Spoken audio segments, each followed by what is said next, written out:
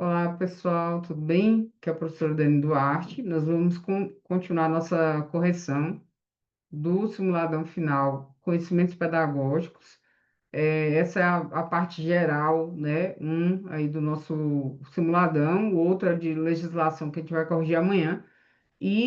Nós fomos até a questão 28 no sábado, e agora vamos partir da 29 para continuar a correção, tá bom?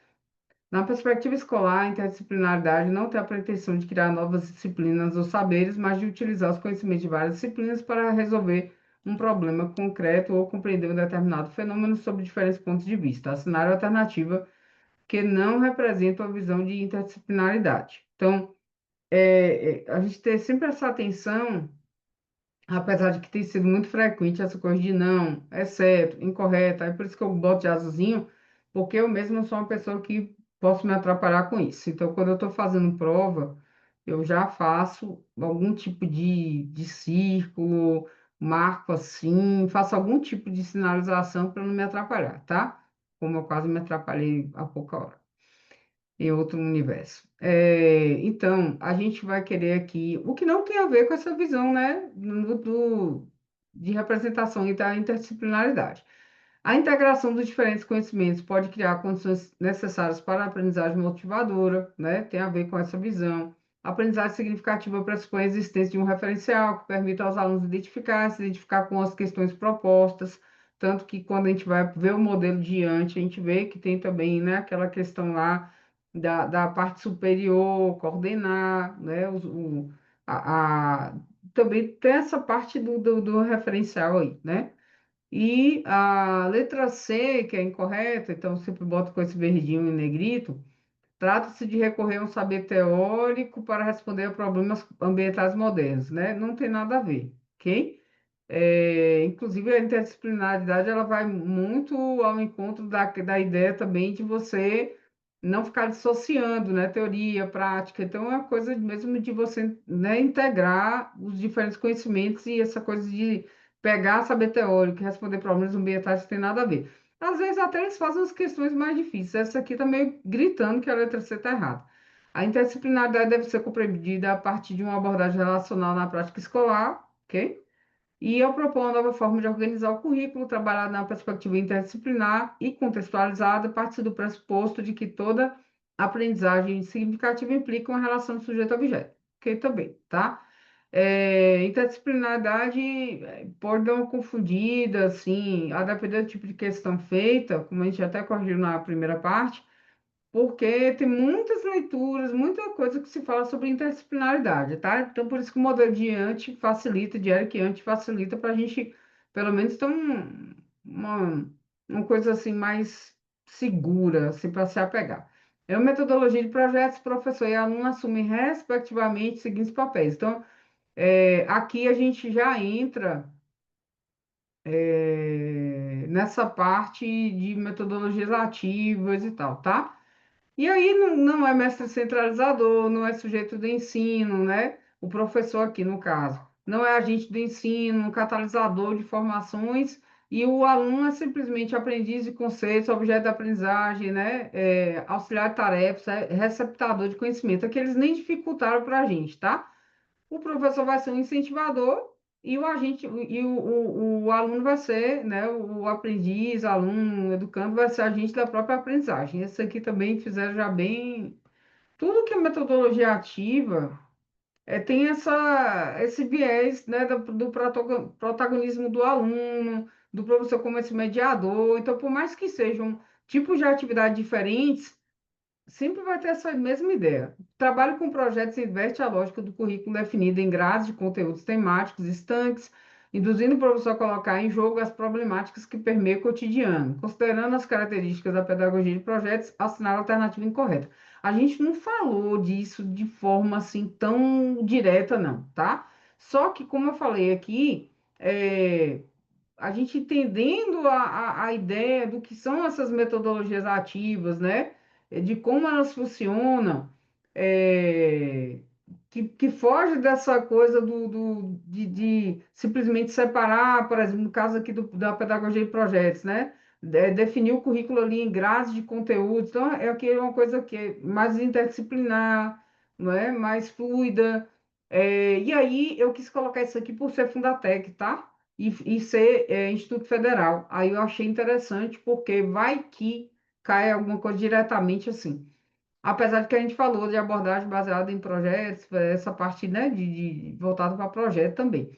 Integra diferentes tecnologias à prática pedagógica, voltada à aprendizagem significativa, lembrando que a gente quer incorreta. E aí vem a letra B. As salas de aula são o principal espaço para desenvolver o processo de ensino-aprendizagem por meio de aulas expositivas. Gente, a ideia, a própria ideia das metodologias ativas é você não se limitar, né? Espacialmente e temporalmente falando, assim, e também não vão ser aulas expositivas, né? A própria ideia de projeto já foge disso. Então, apresenta novas maneiras de ensinar, aprender a desenvolver o currículo. Eu gosto de botar um X, assim, no que está errado. No trabalho com projetos, deve-se ir além da superação de desafios e busca desvelar e formalizar os conceitos implícitos no desenvolvimento do trabalho, ok? Então, tem questão que eu estou botando muito assim para estudar também, para lembrar. Tipo, não pode não ter caído exatamente desse jeito na aula, tá? Boa noite, Lipe. Ou eu pensei que você nem ia poder, por causa de aula. Em relação à didática, a metodologia do ensino, assinaram a alternativa incorreta. Mais alguém entrou além de Lipe? Giovando, boa noite. É, esse conteúdo, eu estou com a cabeça já no IFPE. E eu já ia falar, isso vai cair, essas coisas vão cair tudo no IFPE também. Então, didática e metodologia de ensino, tá? Assinalar incorreta. A didática é uma área de conhecimento que se dedica à reflexão crítica fundamentada sobre o processo de ensino-aprendizagem, perfeito, né? Inclusive, tem muito texto, principalmente libano, né, que vai falar que o objeto né, da didática é o processo de ensino-aprendizagem, tá? Principalmente o processo de ensino. Se direciona muito para a coisa do processo de ensino. A metodologia do ensino se refere ao conjunto de estratégias, técnicas, recursos que o professor utiliza para promover a aprendizagem do aluno, perfeito também, tá? Tem muito cuidado com essas questões, apesar de que tem sido muito recorrente, como eu falei, né? Você vê que toda hora é não, correta, não, correta.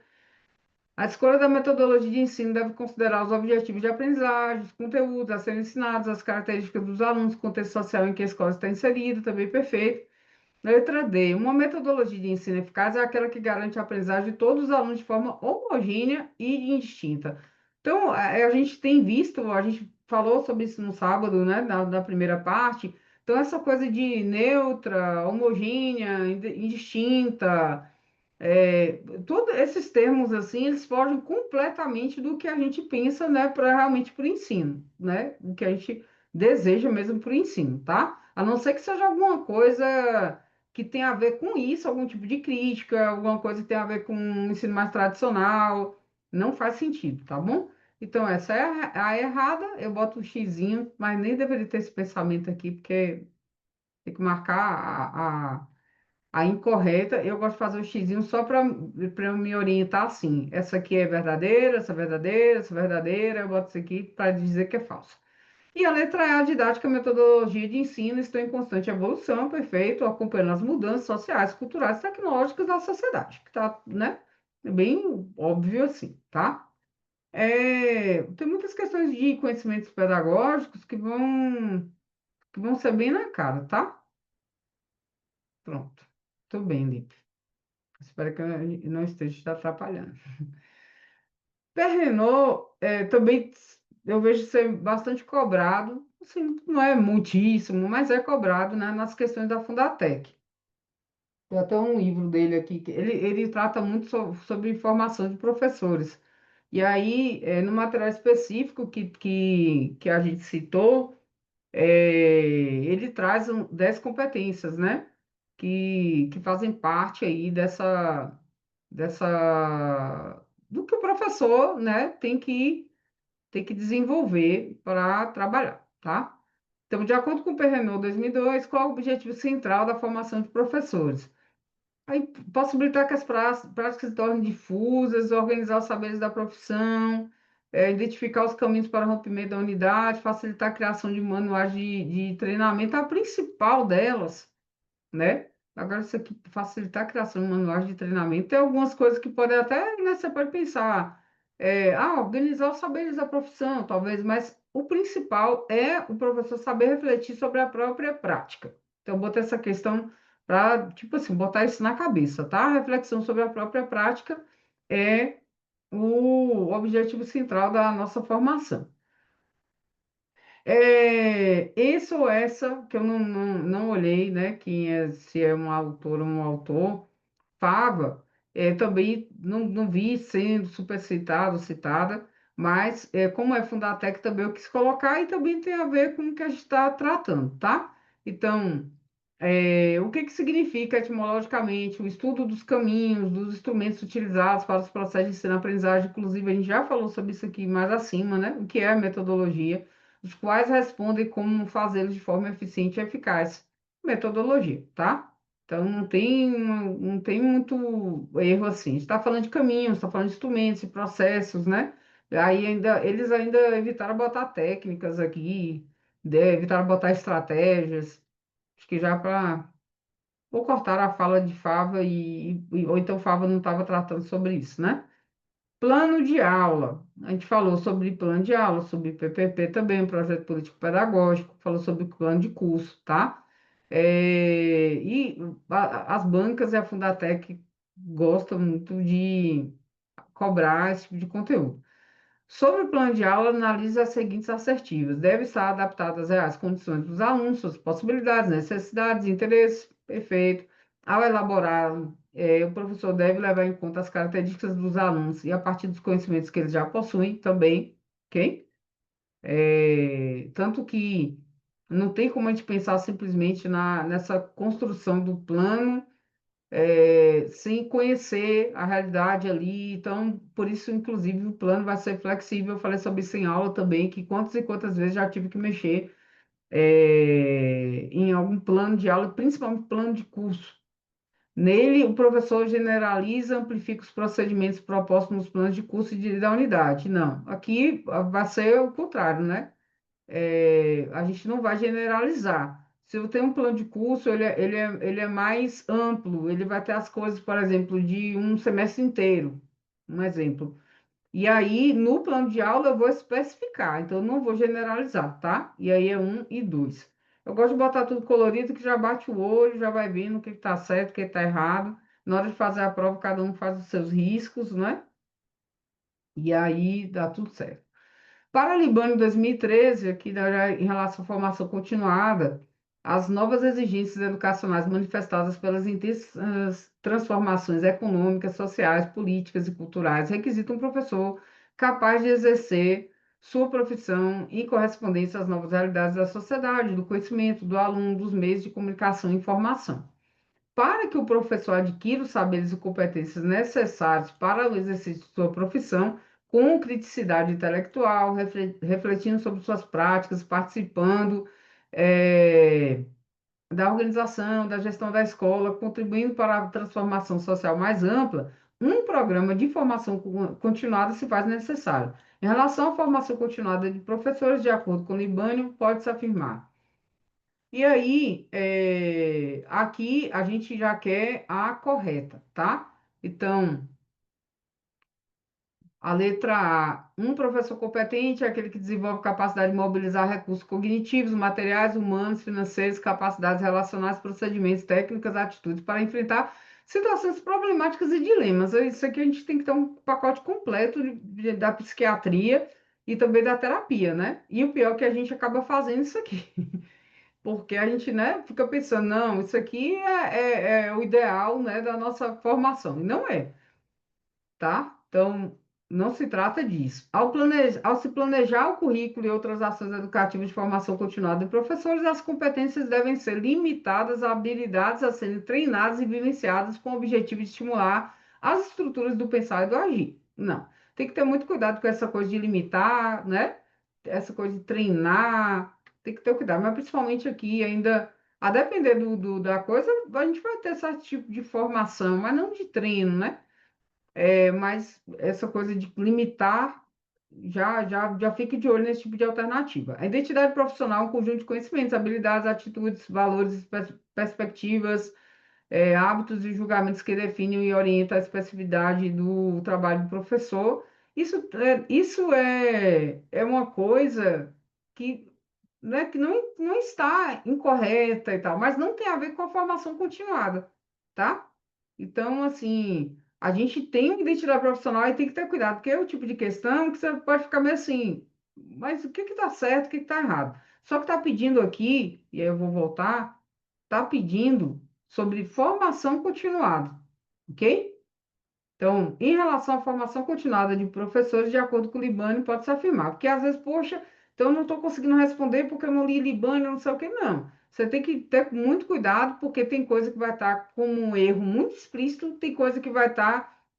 É uma coisa que existe, mas não faz parte daquela realidade do que está pedindo na questão. Então, não tem a ver com a formação continuada.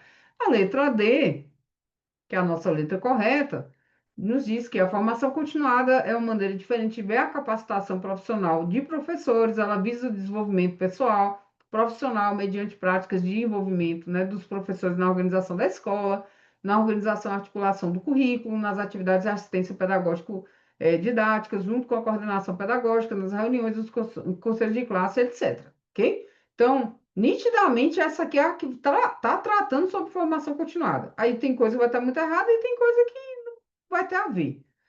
O professor não necessita da teoria, aí já esquece a questão aqui, né? E do conhecimento científico. Precisa sim.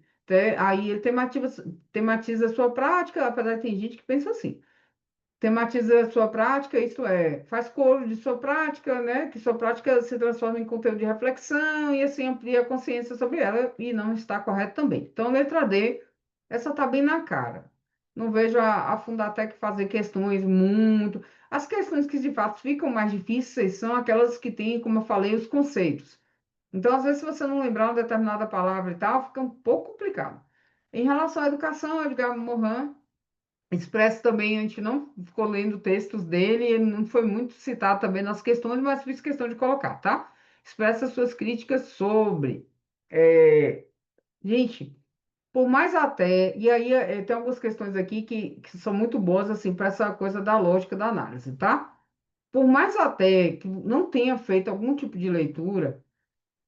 Como é que a gente vai falar, por exemplo, de Edgar Morin, ou qualquer outra, poderia ser qualquer outra pessoa aqui, que você não conhecesse, ou que até mesmo talvez você não conheça, né? Edgar Morin. Mas como é que vai fazer crítica em relação ao uso das tecnologias de comunicação e informação? Não tem como, né?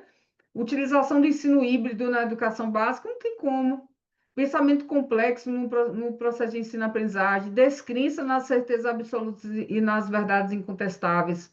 Não tem como todos esses teóricos, estudiosos, tecerem críticas em relação a isso. Vai tecer crítica em relação ao quê? A divisão do currículo em disciplinas estanques e incomunicáveis, tá? Então, por mais que às vezes você pense assim, poxa, eu não estudei tal coisa, eu não li tal coisa, mas se você entender a lógica disso aqui, você vai longe, tá? Então, não fique assim, ah, meu Deus, caiu Edgar Morin, caiu não sei quem, que eu nunca li na minha vida, caiu Fava, caiu. Não, não se preocupe com isso. O ensino híbrido, aí já entrou na coisa do híbrido, que a gente já estava citando ali.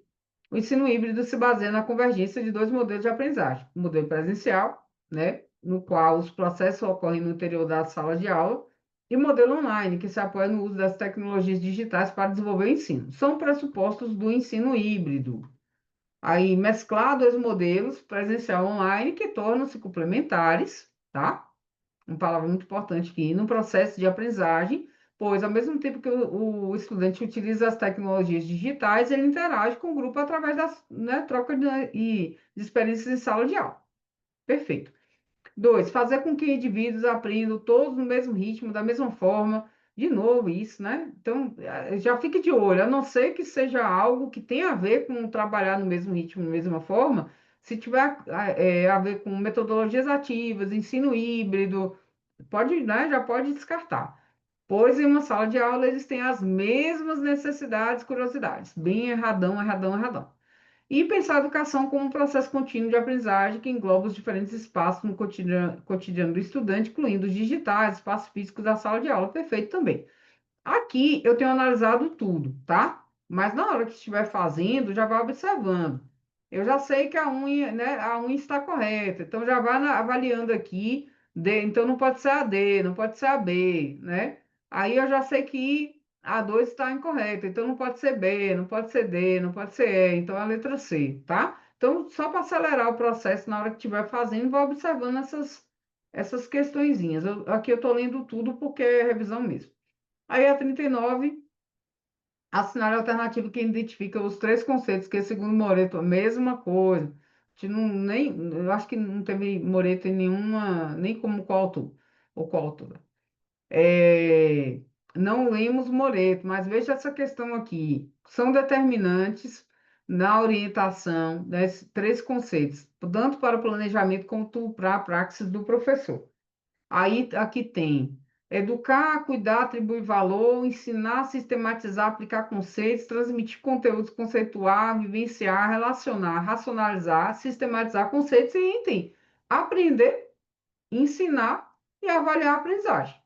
Então, mesmo até a gente tendo uma certa dificuldade aqui, a gente vai pensar, né? Por exemplo, educar, poderia educar e ensinar aqui, pode fazer sentido de alguma forma, mas aí depois tem que cuidar, aí aqui tem atribuir valor, aqui tem aplicar conceitos, sistematizar. Então, são termos que não têm a ver com as coisas que a gente tem lido, tá?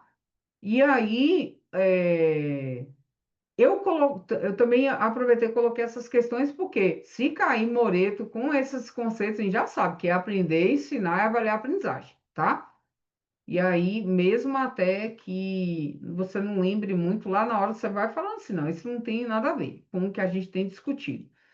Segundo Luquez, a atual prática da avaliação escolar estipulou como função do ato de avaliar, achei essa questão bagunçadinha assim, mas é porque esse negócio de lacuna.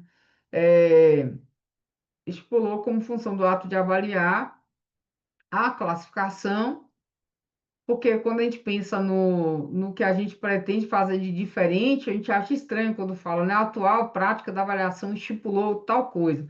Então, estipulou a classificação e não o diagnóstico, né? Como deveria ser constitutivamente. Ou seja, a estatística de valor sobre o objeto avaliado é, passa a ter função aprendizagem de classificar um objeto. Eu, na verdade, eu achei essa questão muito doida, assim. Eu peguei o gabarito dela e olhei, olhei, mas assim, eu achei até mal construído. Ah, gente, eu pulei. Mas assim, independente de eu ter pulado, eu achei assim meio mal construído, entendeu? Eu acho, na verdade, que fizeram já para atrapalhar a gente, porque quando eu penso na atual prática de avaliação, eu penso não nessa coisa de classificação, eu penso em diagnóstico. E a gente, isso aqui vai na contramão do que a gente está discutindo. Mas eu pulei aqui para piorar a minha situação. Mas vamos voltar aqui. Classificação, diagnóstico.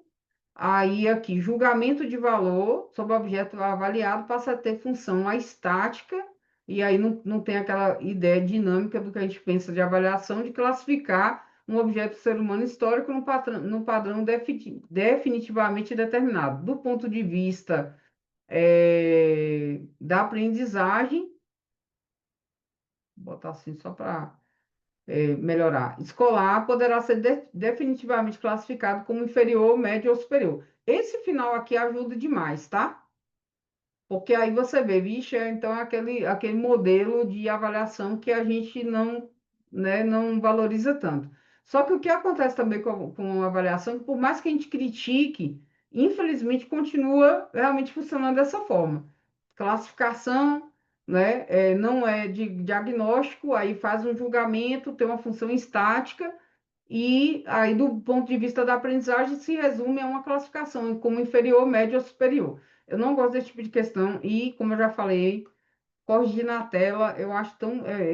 Às vezes eu me atrapalho, por isso que eu tenho que riscar tudo. Mas, assim, é lacuna, né? Deixa eu só ver uma coisa aqui em relação se tem algo que pode confundir vocês. É, eu só teria a letra E, talvez, que. Mas não. Eu não gosto muito dessas questões que a Fundatec faz assim com lacunas, não. Para a Libânio, a avaliação é uma apreciação qualitativa sobre dados relevantes do processo de ensino-aprendizagem que auxilia o professor a tomar decisões sobre o seu trabalho. Sobre a avaliação, é incorreto afirmar. E aí, entra mais ou menos também no que a gente já estava, entra muito, né? No que a gente estava falando, é outra questão. Avaliar é ser dotar de criar hierarquias de excelência em função das quais se decidirão a progressão no curso seguido, a seleção no início do secundário, aí são textos mais antigos, né? E aí é do jeito mesmo que as bancas colocam. Então, o secundário que a gente chama de segundo grau, e a orientação para diversos tipos de estudo, a certificação antes da entrada no mercado de trabalho e, frequentemente, a contratação. Se bobear, a secundária aqui está até como superior.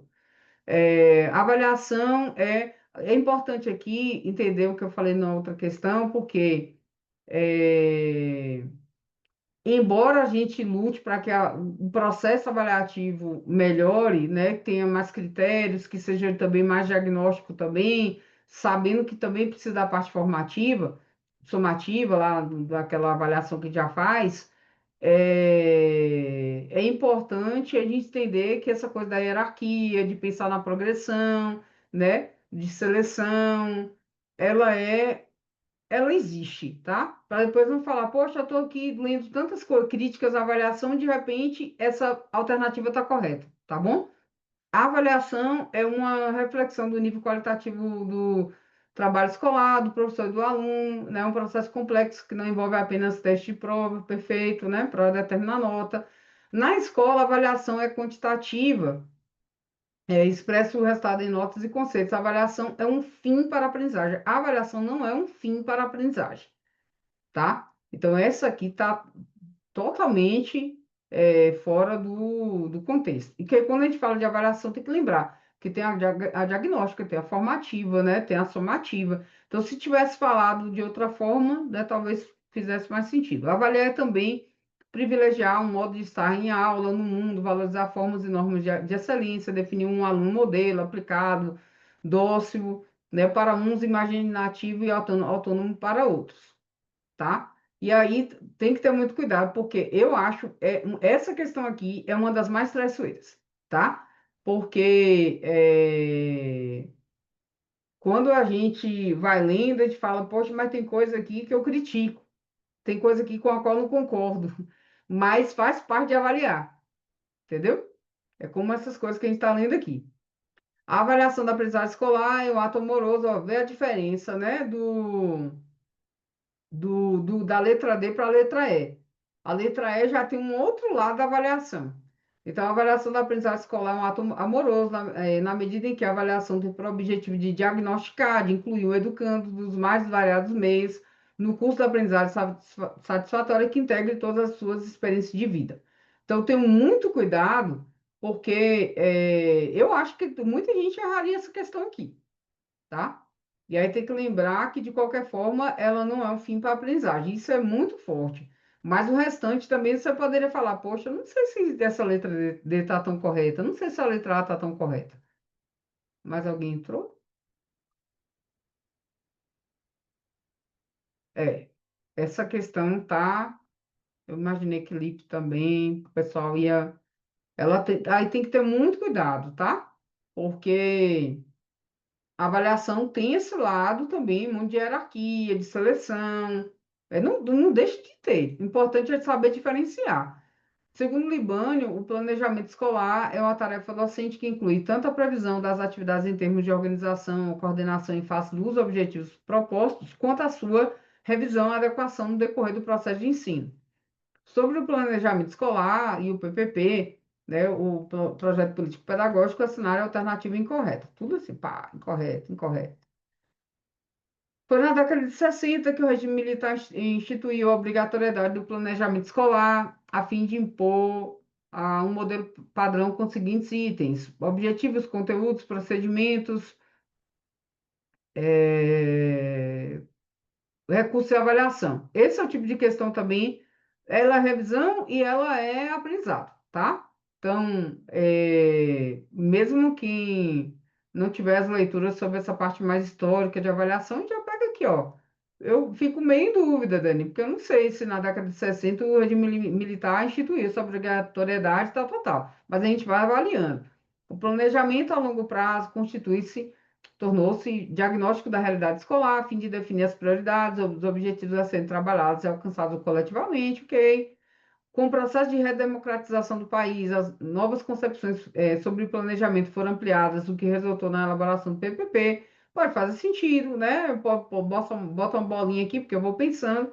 E a letra dele nos diz que o planejamento, por si só, assegura o andamento do processo de ensino, porque sua elaboração nem está em função da direção e da coordenação de ensino. Aí você vê uma bem erradona e você vai e marca, tá? De resto, o que é que eu posso aprender com essa questão, Dani? O que está aqui, tá? Então, assim, às vezes alguma coisa que não viu na aula, não viu no material, vê na questão e lembra, ó, década de 60, a rede militar instituiu a obrigatoriedade do planejamento escolar. A partir da redemocratização, né, década de 80, novas concepções sobre planejamento foram ampliadas, apesar de que isso aqui é bem na cara, tá? Na década de 80, com a redemocratização, milhares de coisas foram acontecendo, de mudança. E aí a função do planejamento é orientar a prática, partindo das exigências teóricas existentes. Dessa maneira, é um documento minucioso e exato. Também ok, tá? Então, na dúvida, vá usando essa lógica, vai vendo qual é que está mais errada, agora que está fazendo o simulado, o que que eu posso aprender com esse simulado? E aí vai destacando. Para Vasconcelos, planejar é antecipar mentalmente uma ação a ser realizada e agir de acordo com o previsto. Esta antecipação e realização pode ser obra de um indivíduo, de um grupo ou mesmo de uma coletividade social bem mais ampla. Trata-se, ao fim e ao cabo, de antever, projetar uma ação, mas não qualquer. É uma ação a ser realizada. Realizar, igual tornar real, e é uma ação, portanto, que visa um fim, né? Age-se para, de tal forma para. E, por sua vez, tanto o fim quanto a ação, né, estão referidos a uma realidade a ser transformada. Aí tem os destaques do autor e faz parte desse material, né, desse livro, Planejamento e Projeto de Ensino-Aprendizagem e Projeto Político-Pedagógico. Vasconcelos é um nome muito importante em planejamento, assim como Veiga, também uma Veiga, e tem outros, mas que são mais citados são esses. Aí considera as assertivas.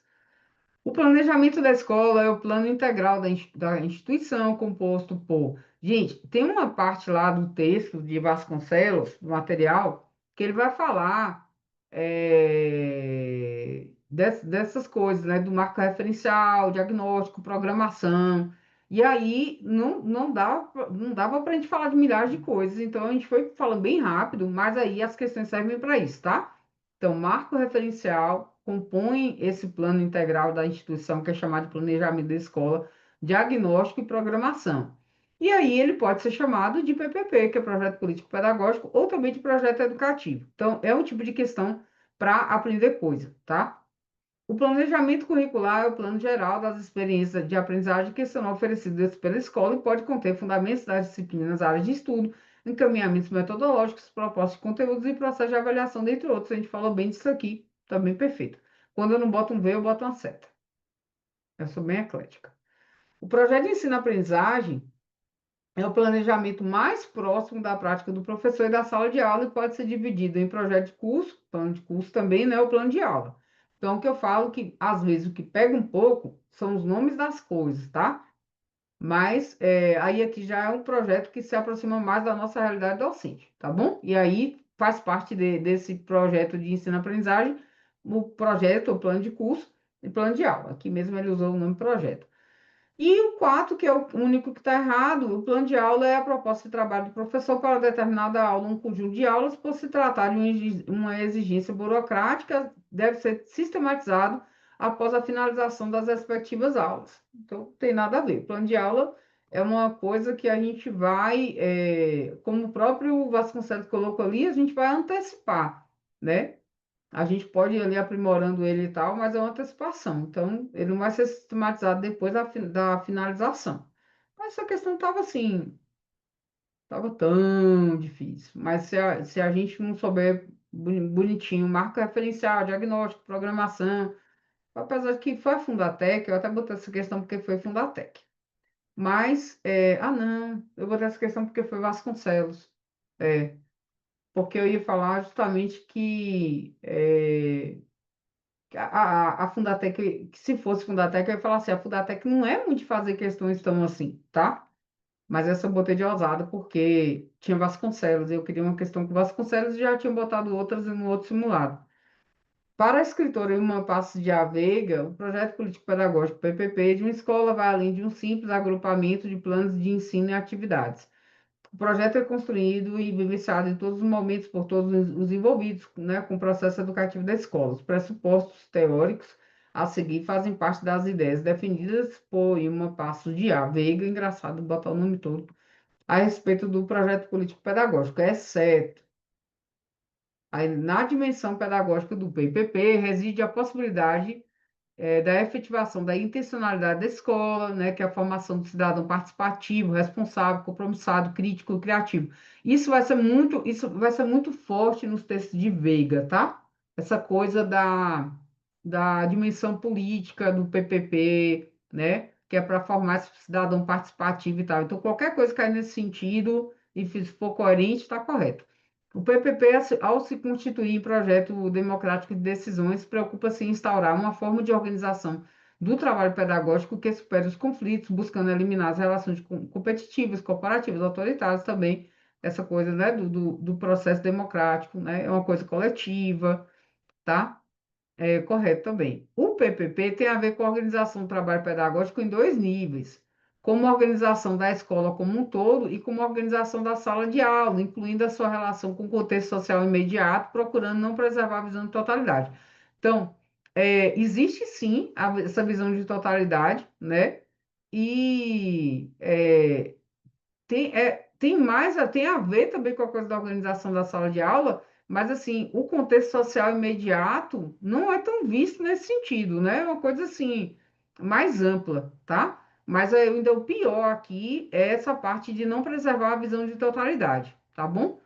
Essa coisa, porque a coisa também do contexto social imediato é muito também pensado a partir do plano, né? Plano de curso, plano de aula, mas o pior aqui é isso aqui, ó, não preservar a visão de totalidade, tá? Buscar uma nova organização da escola constitui, aí essa é errada. Buscar uma nova organização para a escola constitui uma ousadia para os educadores, pais, alunos e funcionários, né? Sempre. Aí você vê que o texto dela é uma coisa muito assim, né? Essa coisa da luta, a palavra luta faz muito parte do texto dela também. Então, essa coisa de ousadia. Para que a construção do PPP seja possível, não é necessário convencer os professores, a equipe escolar, perdão, os funcionários a trabalhar mais, mas propiciar situações que eles permitam, acho que vou ter que pegar água, aprender e pensar e realizar o fazer pedagógico de forma coerente. Então, não é uma coisa que você vai ficar. Não faz nem sentido, né? Falar que é uma coisa para convencer professor, equipe escolar e funcionário a trabalhar mais, mas propiciar essas situações mesmo que vão permitir aprender a pensar, realizar o fazer pedagógico, construir isso de forma coerente. E aí tá perfeito também, tá? Então, a erradona é essa de cima. Aí, quando tiver a ver muito com essa coisa de formação do cidadão, essa luta pelos direitos, é muito a cara dos textos de Ilma Veiga. Com relação à teoria do planejamento pedagógico, assinale as seguintes asserções e a relação proposta entre elas.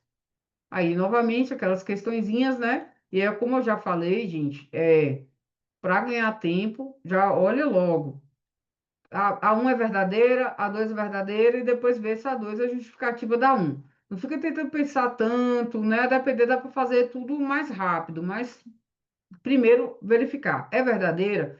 É, o pro... Deixa eu voltar aqui no comando, para eu não me perder.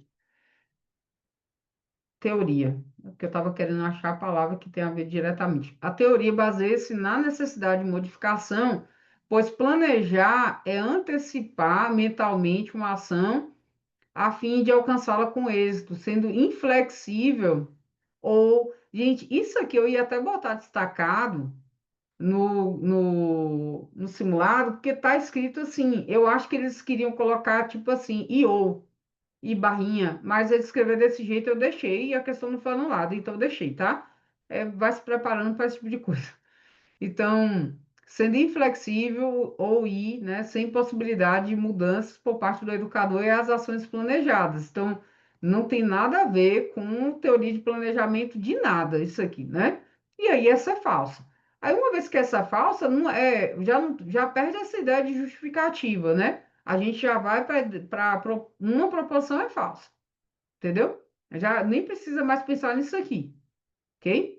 Aí a vantagem de botar uma falsa é isso. Se aqui fosse verdadeira, se essa fosse verdadeira, aí e essa verdadeira também, ainda ia observar se é justificativa da primeira. Mas como a primeira é falsa, pronto, já meio caminho já foi. Você não precisa ficar mais preocupado com o porquê.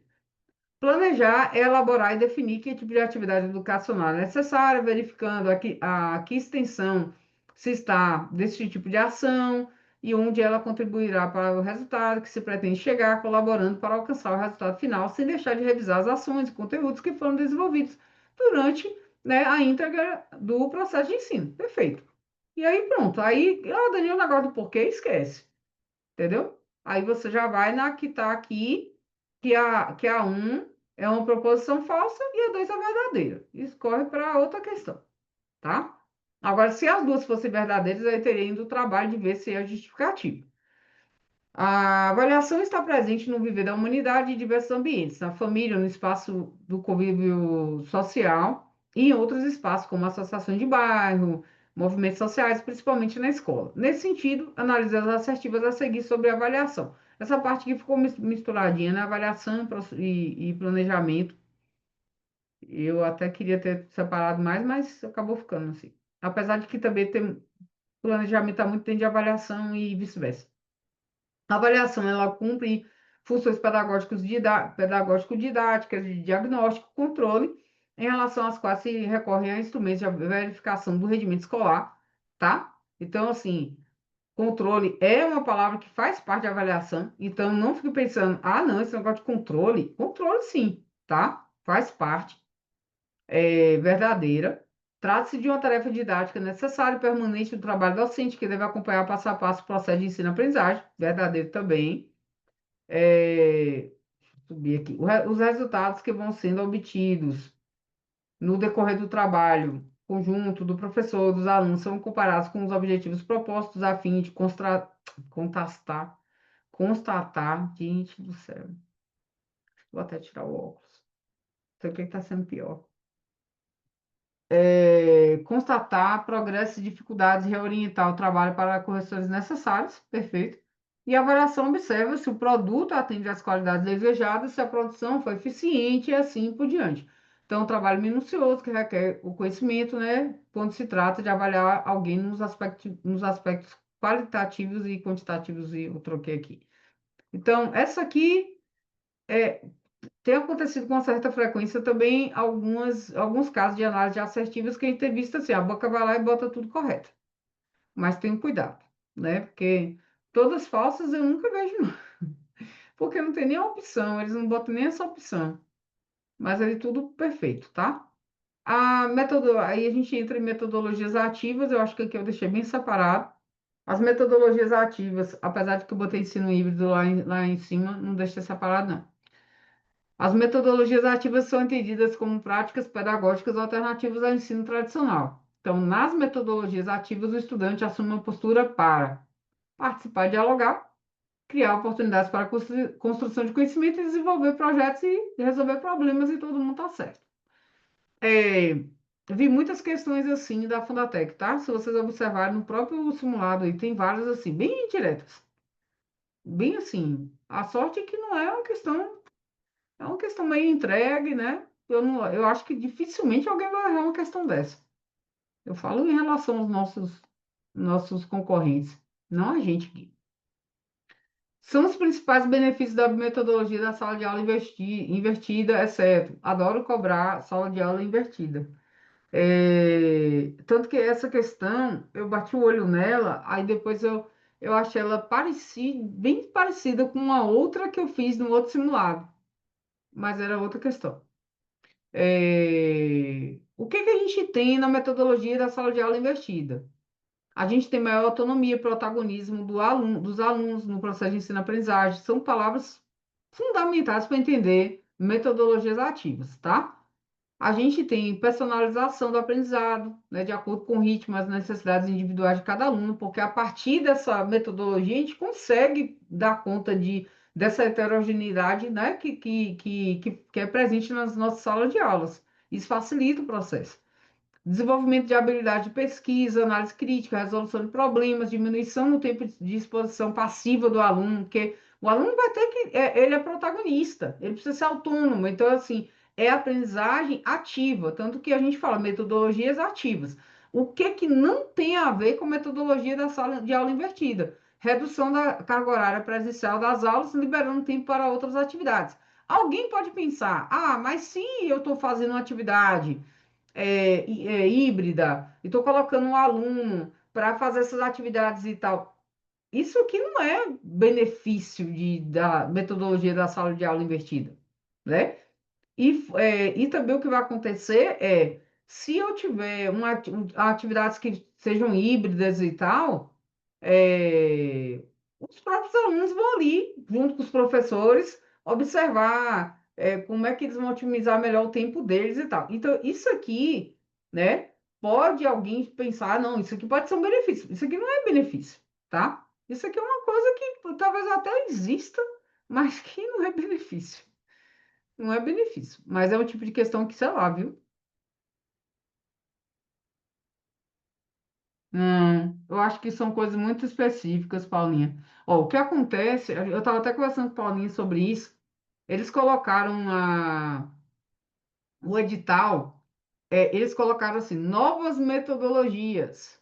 Eles nem explicitaram o que seriam as metodologias ativas, óbvio que elas estão ali dentro.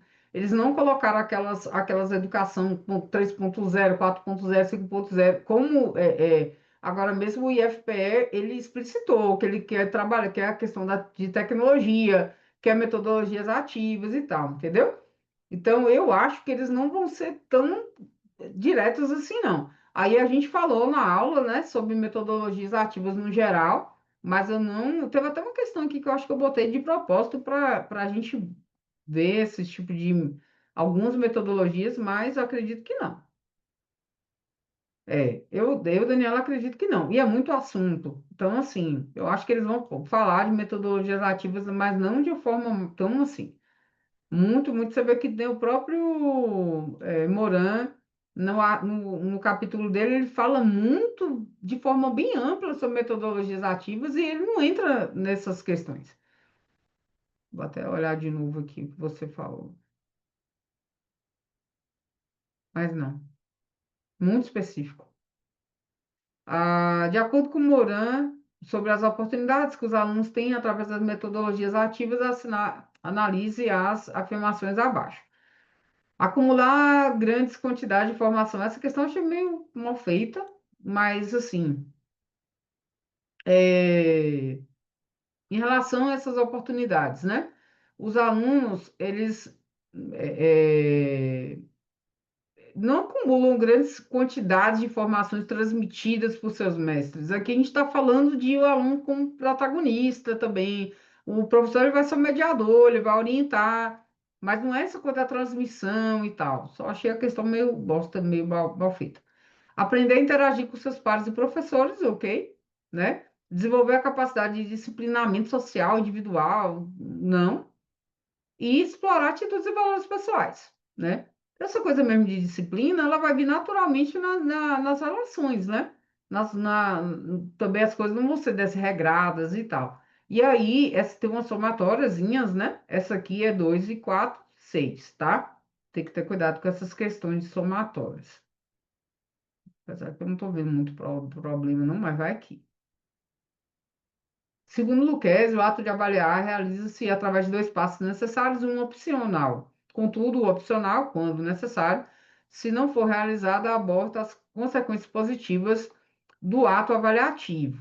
Os dois passos constitutivos do ato de avaliar são a descrição da realidade e a sua qualificação. O terceiro passo, que é esse que está falando aqui, né, o opcional, ele é chamado de intervenção, ok? Dessas palavras todas que a gente tem aqui, intervenção, para quem também quem trabalha com pesquisa, né? Principalmente pesquisação, é, pensa muito nessa perspectiva, né? E aí, é, essa intervenção não é uma palavra muito distante, né, da realidade, tá? Então, uma é a descrição da realidade, qualificação, e a outra palavra, intervenção. Essa aqui também eu botei de propósito para ajudar a gente a lembrar, tá? As outras palavras não fazem muito sentido também. Só seleção de critérios que talvez, né, o povo pudesse achar, não faz sentido com a avaliação, com esse tipo de conteúdo. Segundo Cipriano Luquezzi, eu nunca vejo o povo botando o primeiro nome dele. É Cipriano Carlos ou Cipriano Luquezzi? Cadê o livro dele, meu Deus? Cipriano Carlos. Eles nunca falam Cipriano. São consequências de pedagogia do exame. Esse negócio de pedagogia do exame também eu botei de propósito, tá? Porque não, a gente não foi fazendo as leituras que citavam, mas também é uma questão super possível de fazer. Que isso aqui nada mais é do que a coisa da avaliação, né? Da avaliação, da seleção, dessa coisa mesmo de autocensura, né? De desenvolver no estudante essa coisa da autocensura, do autocontrole, tá bom? E aí, quando a gente pensa assim, essa coisa da pedagogia do exame, da avaliação, é lógico que ela não vai priorizar o significado do ensino-aprendizagem como uma atividade significativa, e ela também não vai polarizar a atenção nos exames para que, né, o processo de melhoria da aprendizagem aconteça. Então, assim, eu fui muito por essa lógica, e olha que eu não tinha lido esse termo assim, tá? Então, a que tem a ver com a pedagogia do exame é essa, e essas duas não. Agora, vai cair isso, Dani? Eu, sinceramente, eu acho pouco provável, mas eu não quis deixar de colocar, tá? Vai pela lógica mesmo terminológica, pela coisa do conceito, do que você consegue relacionar, se caso apareça alguma coisa meio fora da curva. De acordo com Bloom também, né, eu botei aqui porque do que eu lembro a gente não viu das leituras, conforme as funções que desempenha a avaliação é classificada em três modalidades, tá? A gente não citou Bloom, só que a gente citou um monte de gente. Estou tentando lembrar se Blue não foi citado indiretamente, mas não lembro. A gente tem a avaliação diagnóstica, formativa e somativa. Aí lembrar que a diagnóstica ela pode ser feita no início de qualquer processo, tá?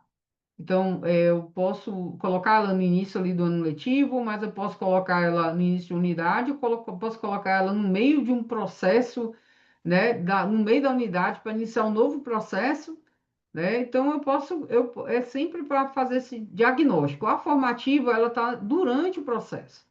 Então, são aqueles debates que a gente vai fazer, aquelas atividades que vão retroalimentar ali, né, esse processo de ensino-aprendizagem.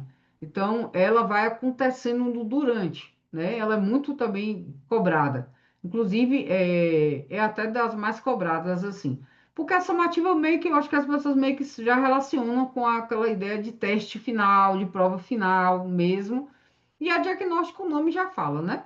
Então tem que lembrar disso aí. Sobre a avaliação somativa, incorreto afirmar que é, ela tem sua origem na escola tradicional, ela se preocupa com o volume de conhecimento adquirido, né, pelos alunos ao final de um período letivo.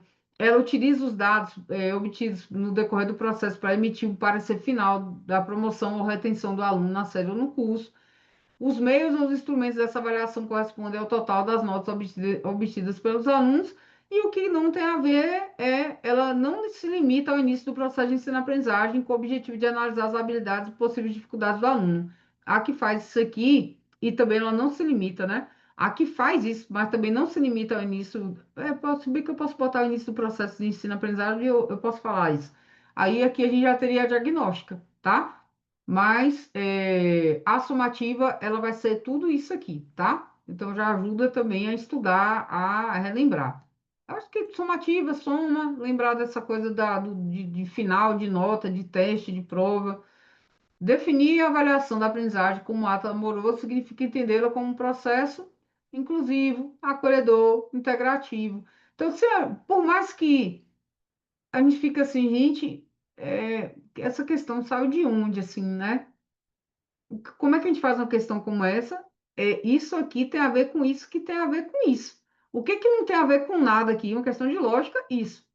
Então, assim, e se eu estou falando que é amorosa, não vai ser probatória. Ela vai ser inclusiva, vai ser acolhedora, integrativa. Eu estou fazendo mais ou menos essa análise aqui, porque essa está bem na cara. Mas vai que caia uma que não seja muito na cara, né? Então, é importante perceber assim. Olha sempre assim. Sabe aqueles exercícios de lógica? Tem uns que às vezes são muito, muito simples, né? Você coloca assim, sei lá, uma caneta, uma borracha, um lápis, e aí você bota uma cenoura. Então, o que que não tem a ver com essa lista do que eu falei? A cenoura. Então, faça isso nas questões, tá? Parece ser muito bobo o que eu tô falando, mas tem questão que probatório só, como o Lipe está falando no futuro no IF. Ok. De acordo com Bassic e Moran, engraçado que eu acho que quando eles citam Bassic e Moran, eles estão citando o livro todo, mas na verdade é o artigo de Moran, ou então o artigo de Bassic. Aí eles vão lá, porque eu acho que não tem um artigo dos dois dentro do livro. Há diversas formas de se desenvolver a avaliação. O importante é que ela ocorra processualmente. É o tipo de questão, por isso que eu falo que a Fundatec não faz questões tão difíceis. Só mesmo quando tem uns nomezinhos diferentes para, né, que a gente tem que lembrar. Mas, ó, individualmente, seletivamente, objetivamente, coletivamente, eles nem repetiram a palavra. Então, processualmente, né, e que promova o enriquecimento das aprendizagens e do ensino. Então, esse é o tipo de questão, aí tem muita atenção na hora de passar para o gabarito, né? Aí separem lá o tempinho de vocês. Eu geralmente tirou o adesivinho dos 30 minutos, eu vou para o gabarito. Segundo Moran, agora é uma coisa, né? Assim, você parar para pensar, é, a coisa do relógio, né? Tipo assim, o que que custava a gente poder usar um relógio? Eu fiquei assim pensando, uma coisa, eu usava um reloginho analógico. Segundo Moran, um bom professor pode enriquecer materiais prontos com metodologias ativas. Aí, sobre isso, né? Aí, Paulinha estava falando daquele negócio lá complexo. Eu já botei essa questão aqui já para ajudar, tá? Essa coisa de coluna. Tem questão que é boa, muito boa, porque ela engloba logo vários assuntos ao mesmo tempo. Ó, te deixaram com o relógio. Ó, já é um avanço. Porque a gente para pra pensar o que que tem você usar um relógio. Tipo assim, você não vai passar por cima de ninguém, você só vai usar o seu relógio. É muito bom isso, porque pelo menos você calcula o tempo, né? O IFRN, inclusive, vai poder usar material, vai poder usar data show, projetor para dar aula. Então, o IFRN está todo diferenciado. Pois é. Tá, aí a gente tem aqui seminários e discussões, gamificação, aprendizado com problemas, aprendizado por projetos, eu tô terrível hoje, sala de aula invertida, tá? Aí a gente tem desenvolve o potencial argumentativo, expõe diferentes pontos de vista, coloca os estudantes em situações fora de sua zona de conforto intelectual, vão ser aqui os seminários, né? Essas discussões que a gente tem, inclusive debate também e tal. Com o auxílio da tecnologia, é possível transformar qualquer ambiente em um espaço dedicado ao estudo. É a sala de aula invertida, que a gente já falou dela aqui antes.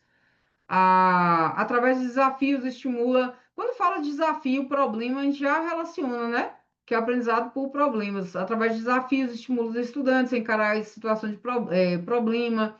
E eu acho que até que teria um hífen aqui. E resolvê-las com criatividade e reflexão, tá? Então, aprendizado por problemas. A 4, o empreendedorismo se beneficia muito dessa metodologia, e aí vai ser por projetos, ok? E a última, essencialmente, é trazer elementos comuns a videogame. Gente, falou de trazer elementos de videogame, de game, né? É gamificação, tá? Aí, desafios, regras, narrativa, storytelling, né, para o ensino. Essa questão tá bem boa, assim, para, tipo, revisar geralzão.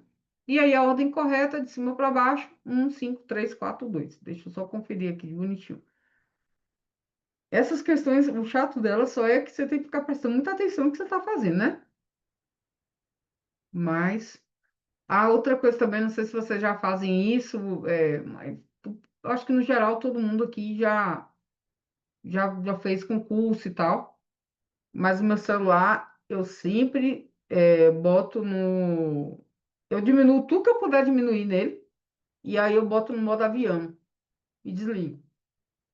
Aí uma vez eu escutei isso de uma pessoa e nunca mais eu fiz diferente. Boto no modo avião e desligo. Porque se acontecer alguma coisa, se o celular resolver na loucura ligar, ele tá no modo avião. Ok? Uma ideia boa, né, Lipe?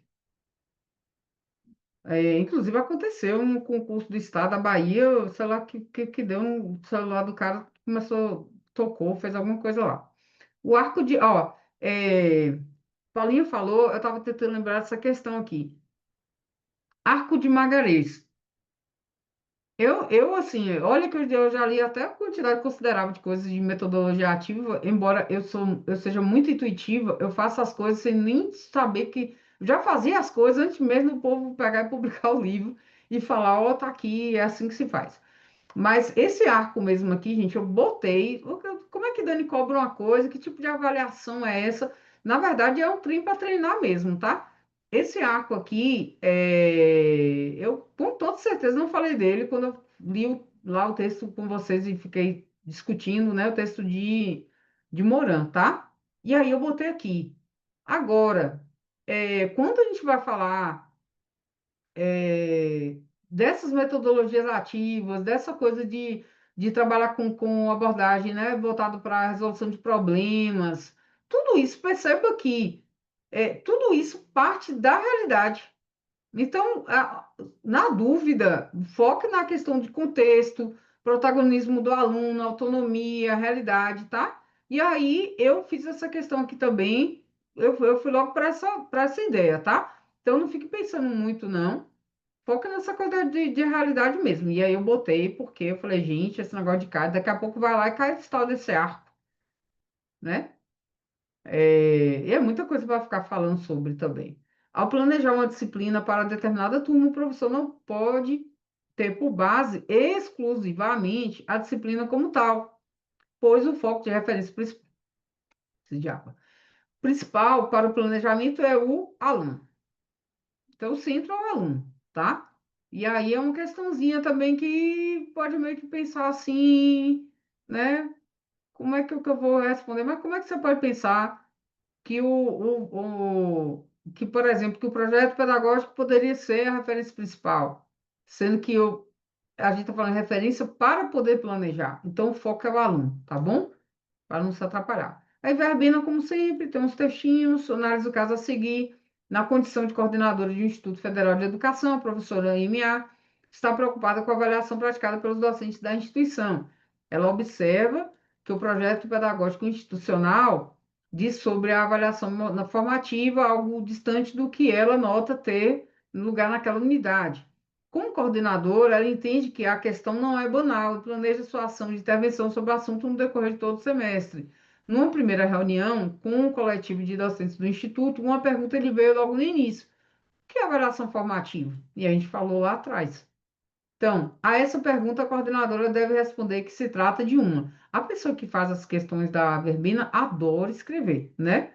E aí, ela não é uma metodologia avaliativa direcionada ao diagnóstico da atual condição do aluno, das necessidades do seu desenvolvimento, né?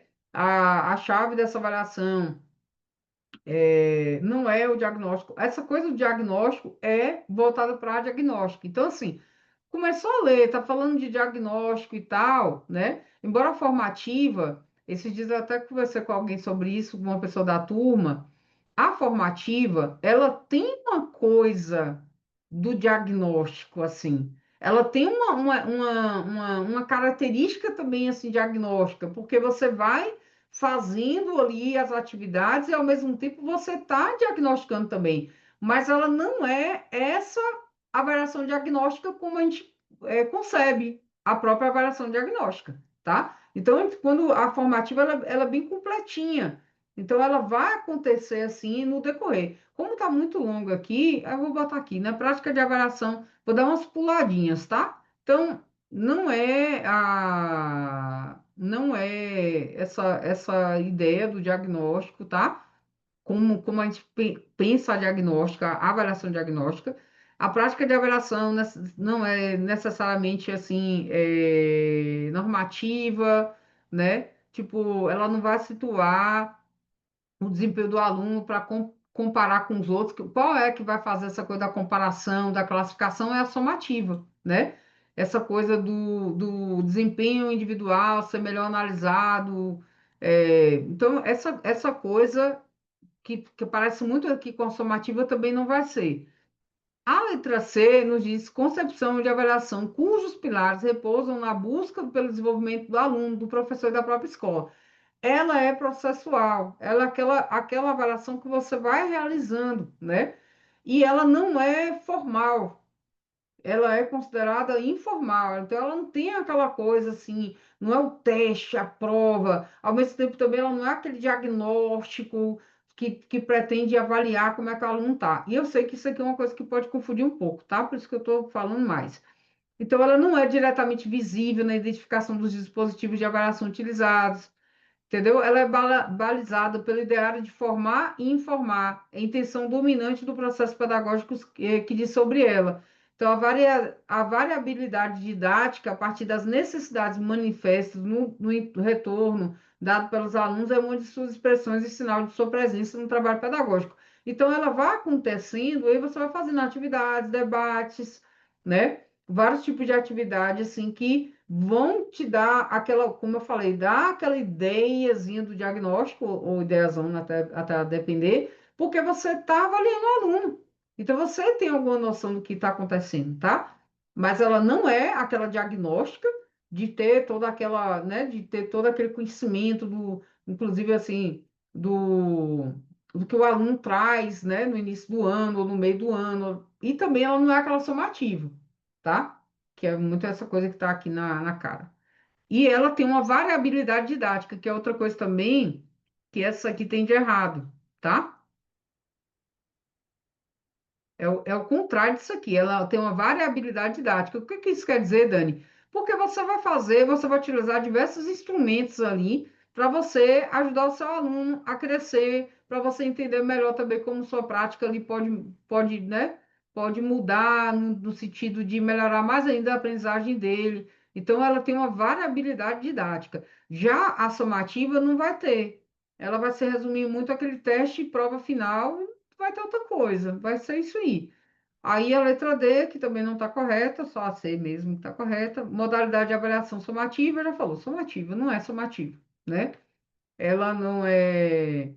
Aí aqui está falando, compreende um modelo de avaliação que situa a performance do aluno. Essa aqui está muito parecida com a letra B, tá? Então já elimina. A vantagem de não ser Instituto Verbena é que não tem muitos textinhos, mas às vezes a Fundatec traz uns textinhos, tá? Tendo em conta, poxa, eu não deixei espaço aqui. O que diz Marisa Nogueira Ramos. A gente falou de Ramos, né? Para falar de história, de estudar a parte histórica de educação profissional. Então, no texto História e Política da Educação Profissional, tendo em conta, levando em conta esse texto de Ramos, analisa as seguintes acessões e a relação proposta entre elas. Aí é aquele mesmo esquema, tá? Aqui vai dar um pouquinho mais de trabalho, porque a primeira está verdadeira, como o Verdinho já está aqui denunciando, e a segunda também está. E aí a gente vai ter que observar se é a segunda justificativa da primeira, tá? No período que vai da gestão de Fernando Collor de Mello, que assenta no país as bases para as reformas neoliberais até Itamar Franco, ocorreu um significativo movimento de fortalecimento da educação profissional e tecnológica no país, especialmente pela ampliação das funções das instituições federais. Isso é verdadeiro, ok?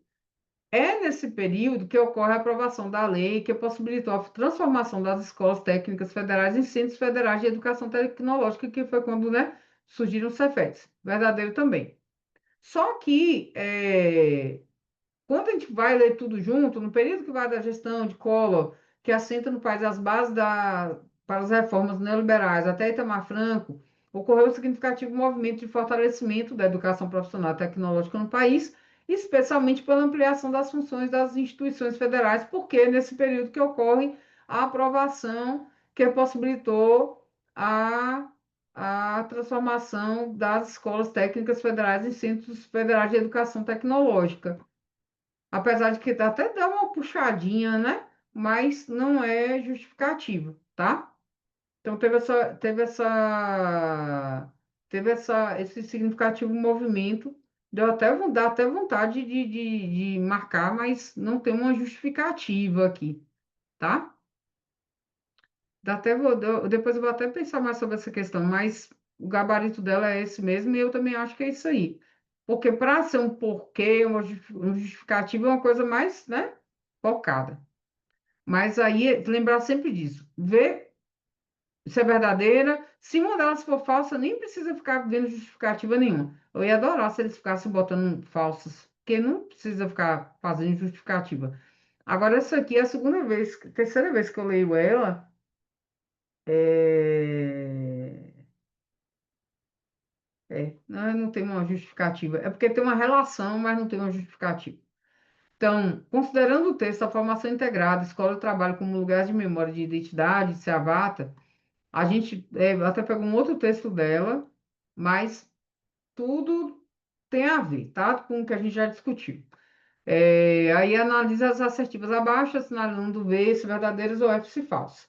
O ensino técnico, para ser melhor desenvolvido, deverá ser feito seguindo uma rotina escolar específica. Nesse processo, há uma exclusividade de atuação do professor que detém maior conhecimento e qualificação de saberes científicos nos limites do que é determinado pelo conteúdo programático e plano de ensino na matéria. Totalmente fora do que se pensa, né, para o ensino técnico, de acordo com o SEABATA, de acordo com a formação integrada, tá? Então, essa coisa de professor, de ter maior conhecimento, qualificação, né? Tipo, essa coisa, assim, de se limitar ao conteúdo programático e o plano da matéria, por mais que o professor tenha esse conhecimento, tenha essa qualificação, quando a gente pensa em formação integrada, a gente pensa em currículo integrado, a gente pensa em interdisciplinaridade, tá? Então, a gente pensa em politecnia, né? Omnilateralidade, então foge disso aqui, tá bom? A educação é uma instituição necessária para incorporar a população todo tipo de transformação social efetiva que se pretenda, né? Ótimo. Se, como é sobejamente conhecida, a educação é incapaz de mudar a sociedade desigual que vivemos, ela é uma porta relevante para a compreensão dos fundamentos da desigualdade para a geração de uma nova institucionalidade no país. Perfeito também, tá? Savata ela faz parte assim como Marise Ramos, ela faz parte dessa luta, né, pelo ensino técnico, integrado, por essa formação integrada, né, unilateral, politécnica. Então, assim, os textos dela vão muito nesse viés aqui, tá? Daquela coisa da educação como um elemento transformador mesmo. Tanto os processos de ensino e aprendizagem quanto os de elaboração curricular devem ser objeto de reflexão e de sistematização do conhecimento através das disciplinas básicas e do desenvolvimento de projetos que articulem o geral e o específico. A gente falou muito sobre isso, né? Como milhares de vezes buscar dissociar essas coisas, uma formação geral, propedêutica, né? E uma formação mais específica, né? Mais técnica, mais profissional. E teoria e prática também dos conteúdos, também é outra coisa que tentam sempre dissociar, inclusive com o aproveitamento das lições que os ambientes de trabalho podem proporcionar, que estão verdadeira também. Então, por mais até, poxa, Daniel, eu não li esse texto de Seavata, mas se você pegou aquela ideia do que é a formação integrada, do que é o ensino integrado, currículo integrado, vai longe. Aí a ordem correta é FVV. Essa aqui também está muito boazinha, né? Se você marca a primeira F, a segunda V, não tem outra opção. Então, você já pode até ir para outra questão, tá? Prestem atenção nisso. Verbena, o texto a seguir, não podemos dizer que no Brasil a juventude brasileira, oriunda da classe trabalhadora, pode adiar para depois da educação básica ou do ensino superior o ingresso na atividade econômica. A gente falou muito sobre isso aqui, tá? Esse texto, Concepção do Ensino Médio Integrado, foi o texto de Marise Ramos que a gente leu e destacou. Então, a ideia aqui é justamente pensar nesse ensino médio integrado, considerando essa situação da juventude brasileira. Então, enquanto o Brasil for um país com as marcas de uma história escrita, com a exploração de dos trabalhadores, no qual estes não têm a certeza do seu dia seguinte, o sistema sociopolítico não pode afirmar que o ensino médio primeiro deve formar para a vida, enquanto que a profissionalização fica para depois.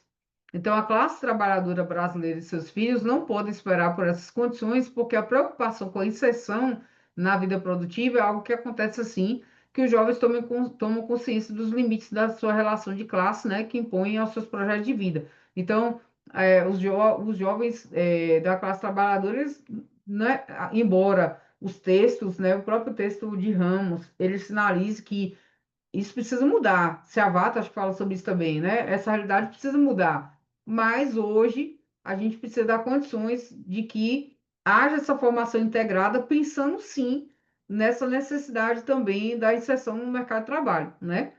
Então, o excerto pertence a um texto no qual a pesquisadora Marise Ramos discute o ensino médio integrado, a situação da juventude brasileira. Ela pondera sobre a factibilidade da premissa de que o ensino médio deve formar para a vida, visto que, conforme a autora, aí vem, os educandos mais talentosos devem seguir uma via escolar diferenciada, visto que a escola capitalista distingue, exclui, seleciona os mais capazes, promovendo assim uma invisível distinção de classe no seio do mesmo processo. Não, né? Não tem a ver com o que Maria está falando.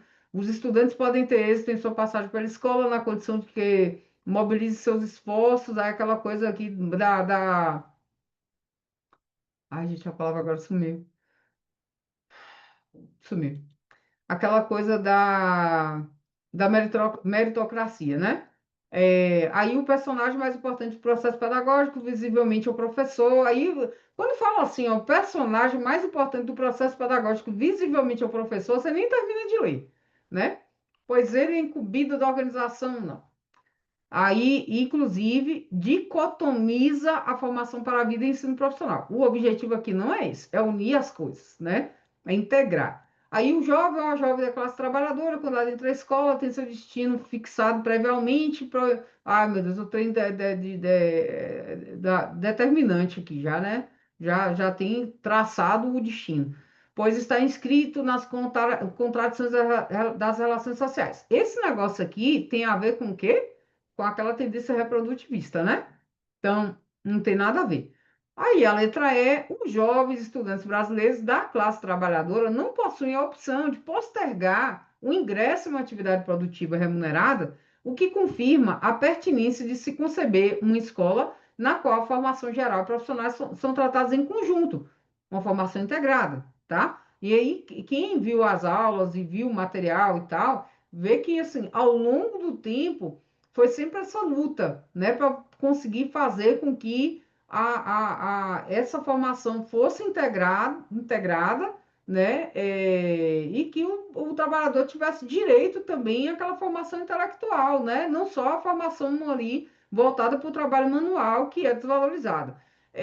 Uma coisa importante aqui, quando eu estou fazendo questões, eu já vou observando assim, se for uma questão como essa aqui, que está muito na cara, o professor é o principal, eu pá, já vou fazendo um X. E aí eu bato o olho e vejo, letra E é a que faz mais sentido, né? É a principal, é a certa.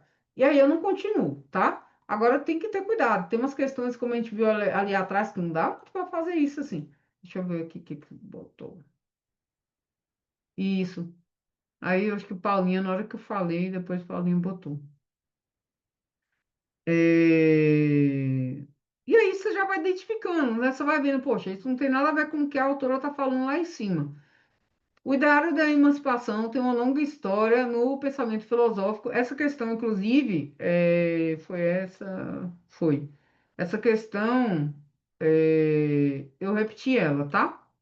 Foi até proposital. Foi até a que eu corrigi o gabarito, que Lipe tinha percebido que eu tinha botado um gabarito em uma e um gabarito em outra diferente.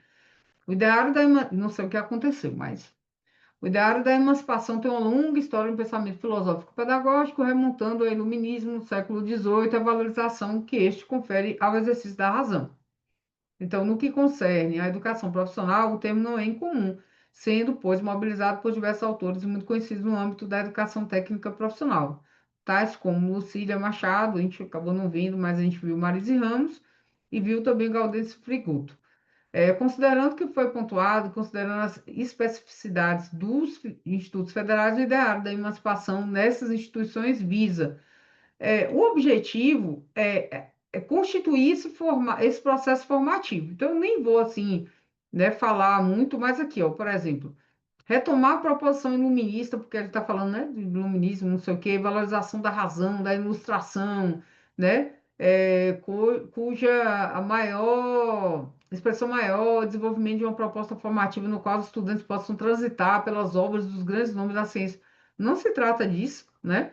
Instituir processos formativos pautados no modelo clássico tradicional, não. Na relação hierárquica, não, né, entre o professor e aluno, no sentido de que o assujeitamento do aluno, não de jeito nenhum. Abrir possibilidade de aprendizagem e desenvolvimento para todos os alunos com base no tratamento estrito dos conteúdos de ensino, evitando que aspectos marcadamente externos à escola. Gente, né, como é que você vai, né, isolar o aluno do mundo real, né, do exterior da escola? Não pode. E aí constituir um processo formativo que, ao conjugar técnica, ciência e cultura, né, numa perspectiva crítica, promove a autonomia dos educandos, fortalecimento de valores, posições éticas orientadas para a construção de uma sociedade mais justa e igualitária. Ok? E a outra está, né, promover acesso à cultura histórica socialmente acumulada pela humanidade, tendo em vista a tarefa precípua da preparação dos alunos para ingressar no ensino superior. A gente falou que limitou essa coisa de simplesmente ingressar no ensino superior, já foge, tá? Na educação profissional e tecnológica, um referencial estruturante é o do trabalho com o princípio educativo. Gente, isso aqui, assim como o que eu falei né, de politecnia, de omnilateralidade, trabalho com princípio educativo é uma coisa que, inclusive, não é só parte da educação profissional, tá? Isso aqui faz parte também da Lei de Diretrizes e Bases da Educação. Então, assim, vejam sempre lá, na própria introdução da LDB, que isso vai estar bem presente. Mas se o trabalho pode assumir a condição de ser educativo, é preciso antes bem compreender e conceituar o que representa o próprio trabalho. E aí, diversos autores brasileiros, como Dermeval Saviani. Eu citei um artigo de Saviani, inclusive eu acho que ele está até no. Eu acho que eu botei no Classroom, não lembro. Mas ele é bem fácil de encontrar, que é Trabalho e Educação, né, Fundamentos Ontológicos e Históricos, muito bom. A gente vai entender muito essa coisa da formação da escola, inclusive vai ser fundamental agora para o IFPE também. Esse texto eu vou botar no curso.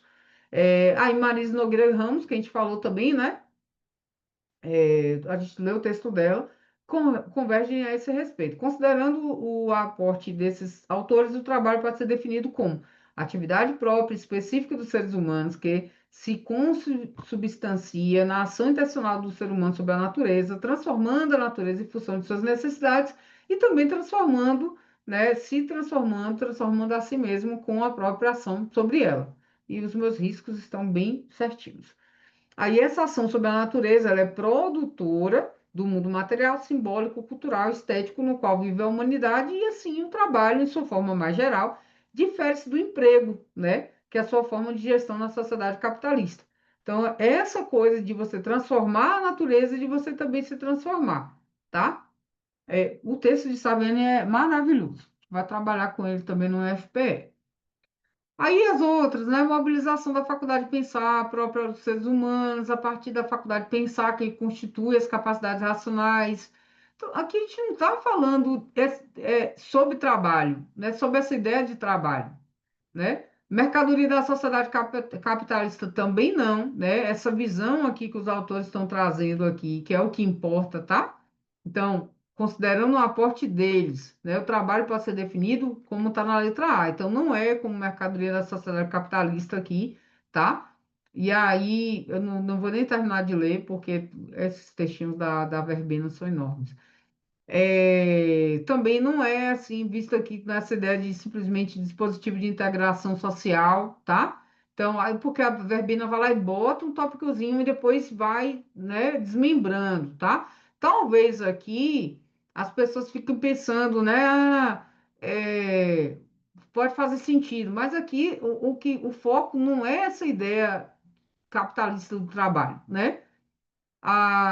E também ela traz elemento estruturante das sociedades antigas e modernas, né, que perdeu sentido e, né, com o advento da sociedade capitalista, e aí definido como processo cognitivo, aqui está misturando um pouco o que a C, a D e a B, né, essa coisa do cognitivo e tal. E aqui os seres humanos pararam de agir sobre a natureza, né? Mas age desde quando que o ser humano parou de agir, né, sobre a natureza? Então, assim, na dúvida, eu vejo o texto que está mais coerente mesmo, tá? E aí, lógico que foge da coisa da lógica capitalista ali, tá? Segundo Lima, esse Lima também eu coloquei, inclusive eu até baixei um artigo dele com outra pessoa, e esse Lima 2016 aqui dele é um livro.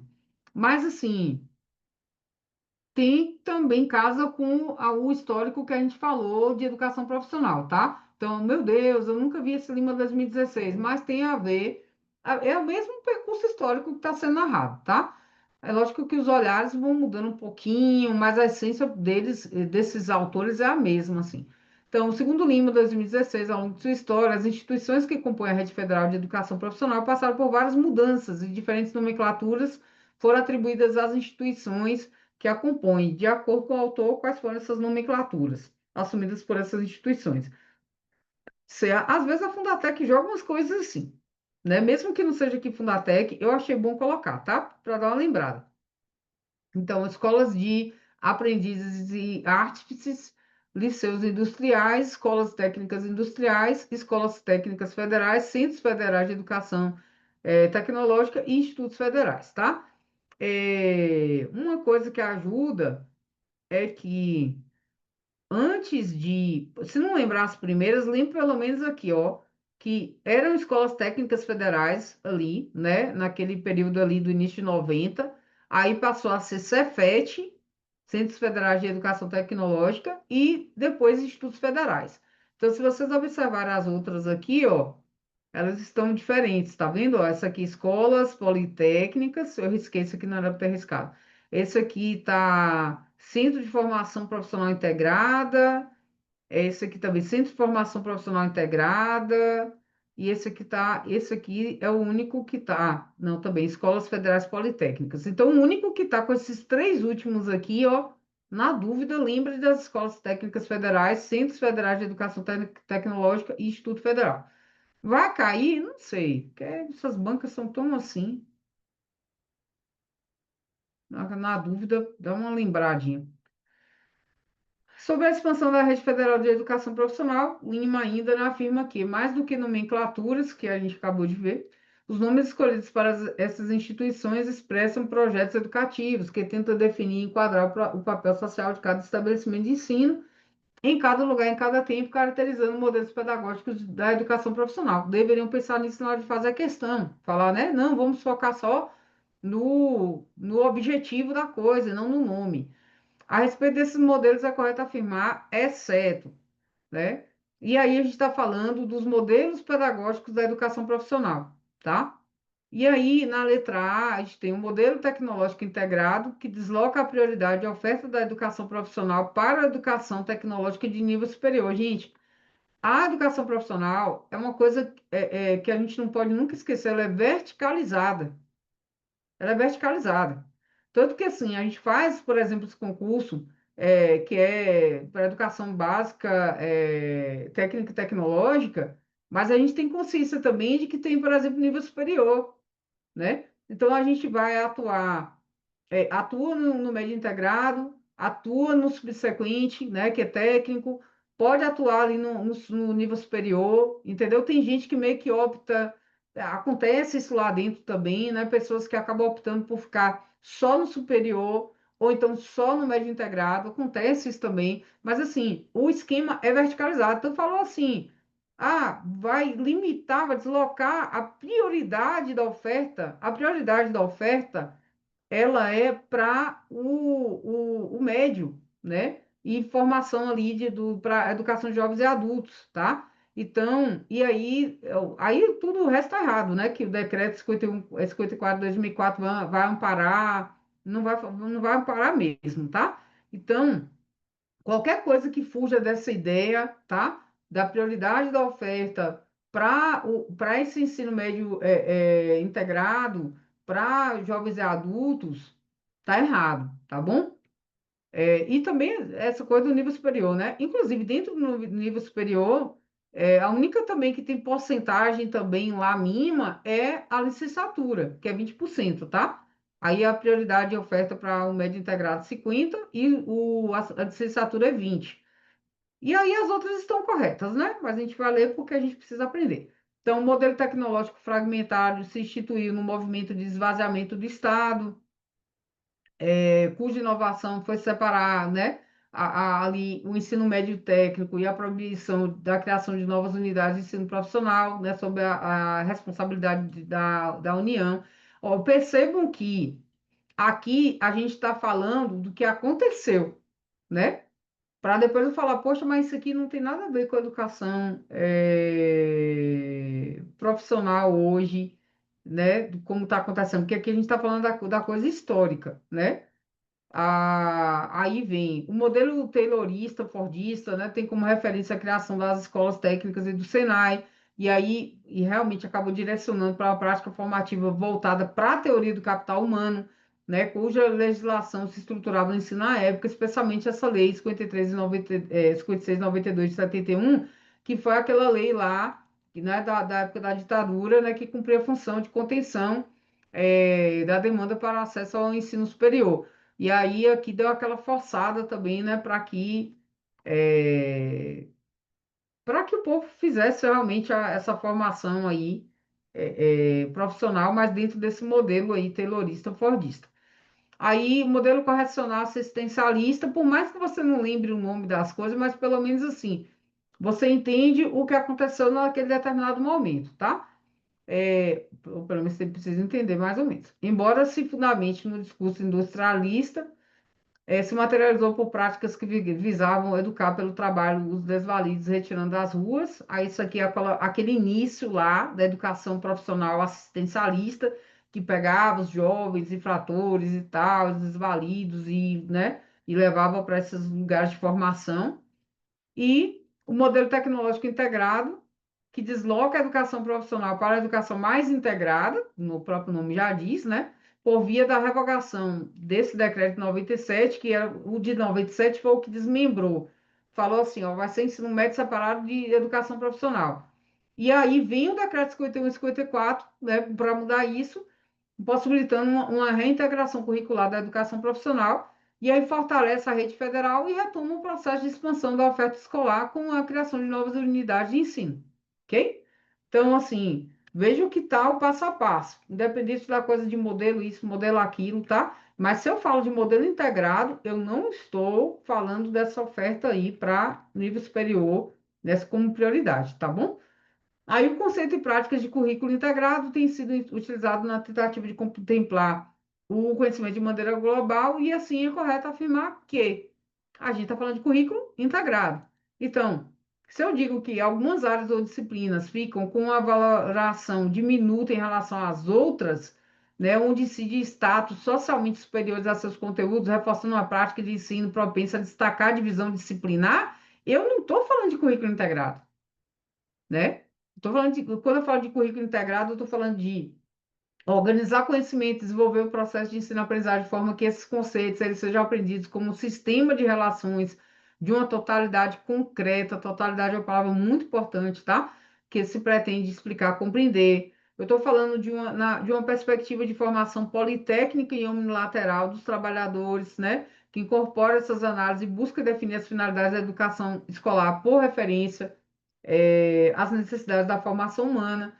Eu estou falando da garantia de uma forma de socialização apropriada do conhecimento capaz de atender mudanças em curso no mundo, né, do trabalho mediante esse desenvolvimento de operações globais. E estou falando da promoção, né, de maiores parcelas de interdisciplinaridade na sua construção. Então, tudo isso aqui tem a ver com o currículo integrado. Aí, esse é um momento importante de leitura e quando vocês estão respondendo, porque é o momento de estudo, né? Depois lá, mete o pau. Já viu que está errado, já vai para outra questão. Sobre os princípios norteadores da educação profissional e tecnológica, analise as assertivas abaixo. E aí, o que a gente tem? Articulação com o setor produtivo para a construção coerente de itinerários formativos, com vista ao preparo para o exercício das profissões operacionais, técnicas e tecnológicas, na perspectiva, da inserção laboral dos estudantes. E aí casa com aquela necessidade toda, como a gente falou lá, que Ramos aponta, né? Dessa inserção da parte do trabalho, centralidade do trabalho assumido como princípio educativo, base para a organização curricular, visando a construção de competências profissionais, seus objetivos, conteúdos, estratégia de ensino, aprendizagem, na perspectiva de sua integração com a ciência, cultura e tecnologia, estímulo à adoção da pesquisa como um princípio pedagógico presente em um processo formativo voltado para um mundo permanentemente em transformação, integrando saberes cognitivos e socioemocionais, tanto para a produção do conhecimento, da cultura, da tecnologia, quanto para o desenvolvimento do trabalho e da intervenção que promova o impacto social, indissociabilidade, né, entre educação e prática social, bem como entre saberes e fazeres, não é aquela coisa de você valorizar, né, o fazer em detrimento do saber, do conhecimento intelectual, não é essa dissociação, ok? No processo de ensino-aprendizagem, considerando-se a historicidade do conhecimento, valorizando os sujeitos do processo, as metodologias ativas, inovadoras de aprendizagem, centradas nos estudantes. Vejam que tudo que a gente está falando que está na lista se casa. Então, por isso que a gente pega e deixa, assim como está na lista, educação profissional para o final, porque tudo vai se casar. Interdisciplinaridade assegurada no planejamento curricular, na prática pedagógica, visando a superação da fragmentação de conhecimentos e da segmentação e descontextualização curricular. Ou seja, um negócio maravilhoso, né? Lógico que é sempre com luta, mas com dificuldade, mas estamos lutando. E aí a banca estava bem preguiçosa, botou tudo igual. Não posso falar muita coisa não, porque vai que eu faço isso, né? Faça isso em alguma questão também, mas não é por preguiça não, é porque ajuda a estudar. De acordo com Ramos, 2004, no texto Possibilidades e Desafios, ai, com aspas simples aqui, na organização do currículo integrado, o currículo integrado visa superar a fragmentação do conhecimento, promover uma formação que contemple as múltiplas dimensões do ser humano. Estou seguindo assim, vai ficar longo, mas eu podia até ter dividido no meio, ter tomado um café, né, mas vou seguir, porque já estou terminando. E aí, promover essa formação que contempla as múltiplas dimensões do ser humano, cuja relação entre conhecimentos gerais e específicos deve ser construída ao longo da formação, sob os eixos do trabalho, da ciência e da cultura. Muito semelhante com outras coisas que a gente já leu, né? Então, assim, a autora propõe como movimentos no desenho do currículo integrado, então, essa coisa do desenho, do design, da construção, da elaboração, as seguintes opções, exceto. Então, o que está proposto nesses movimentos do desenho do currículo integrado? Problematizar o fenômeno, né, procurando compreendê-lo em múltiplas perspectivas, tecnológica, econômica, histórica, ambiental, sociocultural, né, social, cultural, etc. Explicitar teorias e conceitos fundamentais para a compreensão dos objetos estudados, identificando suas relações com outros conceitos do mesmo campo e de campos distintos. Situar os conceitos como conhecimento de formação geral e específica, tendo como referencial a base científica dos conceitos e da sua, né, sua apropriação tecnológica, social, cultural, organizar os componentes curriculares e as práticas pedagógicas a partir da localização do conteúdo e suas múltiplas relações. E aí, o que que não entra, né, nesses movimentos do desenho do currículo integrado? Localizar e destacar os conteúdos das disciplinas, procurando isolar suas partes e unidades, de modo a garantir ao aluno a melhor possibilidade de compreensão. Então, assim, o próprio comando da questão, mesmo que a pessoa não lembre, né? A superar a fragmentação do conhecimento. Se eu quero superar a fragmentação do conhecimento e promover uma formação integrada, é óbvio que eu não vou procurar isolar minhas partes, né? As partes desse conhecimento em unidades, tá bom? Então, erradíssimo aí. Penúltima, antepenúltima, não, penúltima. A partir da indissociabilidade entre ensino, pesquisa e extensão, presente no artigo 207 da Constituição Federal de 88, o documento Política Nacional de Extensão Universitária de 2012, produzido pelo Fórum de Pró-Reitores da Extensão das Universidades Públicas Brasileiras, defende. Vixe, Dani, eu vou ter que lembrar essas coisas, não sei o que, não sei o que. Gente, é só lembrar que o trem não é, que é indissociável. Lembrando isso, está ótimo. A diretriz indissociabilidade, ensino, pesquisa e extensão, ela reafirma a extensão universitária como um processo acadêmico. Então, nessa perspectiva, o suposto é que as ações de extensão adquirem maior efetividade se estiverem vinculadas ao processo de formação de pessoas, ensino e de geração de conhecimento e pesquisa. Inclusive,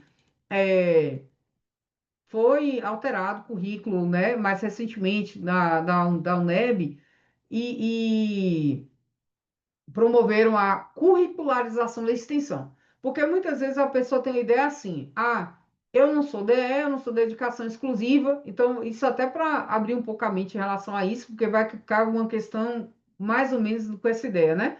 E aí, às vezes, a pessoa acha que ela vai para a universidade, por exemplo, ou para o Instituto Federal, só dá aula, entendeu? E às vezes não vai nem realizar pesquisa. Ou então vai dar aula, vai realizar pesquisa e não vai pensar nas práticas extensionistas. Então, assim, a extensão, ela é pilar fundamental, é uma tríade. São os três pilares que sustentam as instituições, vou colocar aqui, a universidade, a instituição e os institutos federais.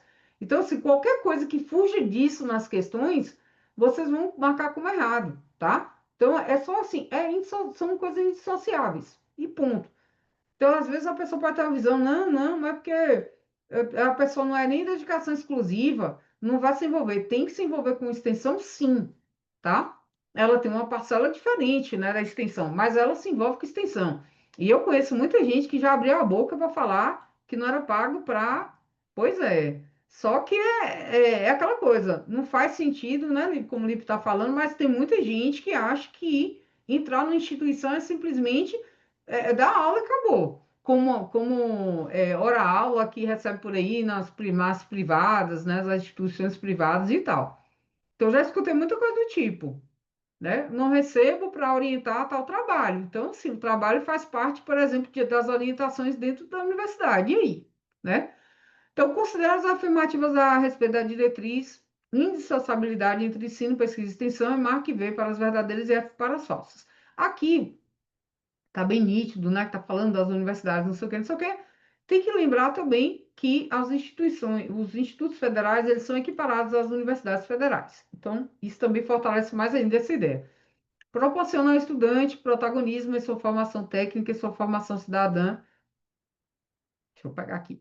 Essa diretriz indissociabilidade, né? Ela proporciona ao estudante protagonismo em sua formação técnica e sua formação cidadã, né? O eixo pedagógico estudante-professor é ampliado pelo eixo estudante-professor-comunidade. Comunidade. Por que comunidade? Porque é extensão, tá? Então, é por isso que é tão importante. E a coisa estava tão gritante que houve a necessidade de inserir a extensão dentro do currículo da instituição.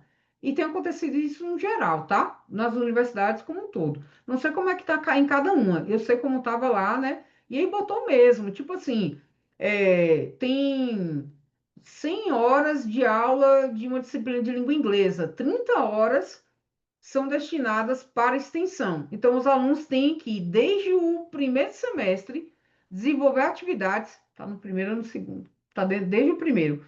Só que assim, eu não lembro exatamente a proporção. Mas assim, desde o início do curso, dentro de uma disciplina que é de língua inglesa, que o aluno está lá estudando língua inglesa para depois dar aula, não sei o quê, ele tem que pegar essa carga horária e fazer uma atividade extensionista. Só para vocês terem noção de como foi necessário fazer isso, porque não estava funcionando naturalmente. Amplia o conceito de sala de aula, pois, além do espaço físico tradicional de ensino-aprendizagem, tornam-se salas de aula todos os espaços, dentro e fora da instituição de educação superior, em que se aprende, ensina, né, ou reconstrói conhecimentos. Outra questão também é que a extensão, ela não precisa necessariamente o fato, sei lá, de ela existir, ela não precisa existir só fora da instituição. Então, eu tive um projeto de extensão em que eu ministrei aulas de inglês instrumental para pessoas que eram do corpo técnico administrativo da instituição, entendeu? Ou professores da instituição. Mas aí essa ideia de comunidade pode ser de dentro e pode ser de fora também. E aí de fora muitas vezes precisa muito mais, né? Porque está muito mais distante, às vezes, dessa realidade. Configura as práticas como processos interdisciplinares, educativos, científicos, promovendo a interação transformadora entre instituição de educação superior e outros setores da sociedade de forma técnica, apolítica. Se eu tô, gente, eu estou lidando com a comunidade, né? Tudo que a gente faz é extremamente político, né? Então, assim, não existe essa coisa de você trabalhar só de forma técnica e ser uma coisa apolítica, né? Que não lida com o indivíduo na sua constituição sócio-histórica, né? E aí todos vão ter base ideológica e vai ter base cultural. Então, assim, colocou esse tipo de coisa, foge, porque tá errado, tá? Pois é. E é tudo que é intencional, como o Lipe está colocando, né? Tudo que é intencional é político. Aí estimula a atuação junto ao sistema de ensino público, possibilitando o fortalecimento da educação básica através das contribuições técnico-científicas e construção, difusão de valores de cidadania, perfeito, que é, né, também a função da instituição. E restringe-se à graduação, porque a incorporação de estudantes restringe-se à graduação, você já bota um F, né? Porque faz parte do instituto e o instituto ele não se restringe à graduação, né? E aí a incorporação de estudantes de pós-graduação em ações extensionistas pode desqualificar, desvirtuar, não sei o quê. Então, vai envolver graduação, vai envolver pós-graduação e vai envolver também inclusive o médio integrado. Aqui não era muito foco, apesar de que é IFMT, né? Mas poderiam até ter botado isso de forma mais evidente aqui, mas é verticalizado, tá? É uma coisa verticalizada. E aí a correta, né? É só conferir aqui, VVFV. Isso. Aí se botar na cabeça que é indissociável, qualquer questão que vier, tem uma questão que a gente fez, eu botei no simulado, que assim, era não sei o que, não sei o que, não sei o que, eu acho que foi isso, da pesquisa, do ensino da extensão, aí é, qual é a marca, né, que define essa relação? Indissociabilidade, entendeu? Última. Com base no artigo Atividade Integradora, proposta metodológica, essa eu criei, porque não tem uma questão exata sobre isso, inclusive. Eu acho que, sei lá, pode até acontecer disso ser cobrado de uma forma um pouco ampla. Mas aí, como era a única, realmente a referência principal em relação à atividade integradora, eu fui lá e peguei essa referência de Faria, de Vaz e de Kruger, tá? Então, atividade integradora, proposta metodológica para a educação profissional e tecnológica, a gente fez essa leitura do livro desses autores, e aí tinha que analisar as assertivas. Essa aqui, gente, eu fiz de propósito, de botar tudo certo. Por quê? É um texto peculiar, de um assunto peculiar, mas ao mesmo tempo assim que se integra a tudo que a gente está falando sobre a educação profissional essa formação integrada, tá? E aí eu tive uma preocupação em destacar algumas coisas, essa coisa do trabalhador maiêutico é importante entender, tá?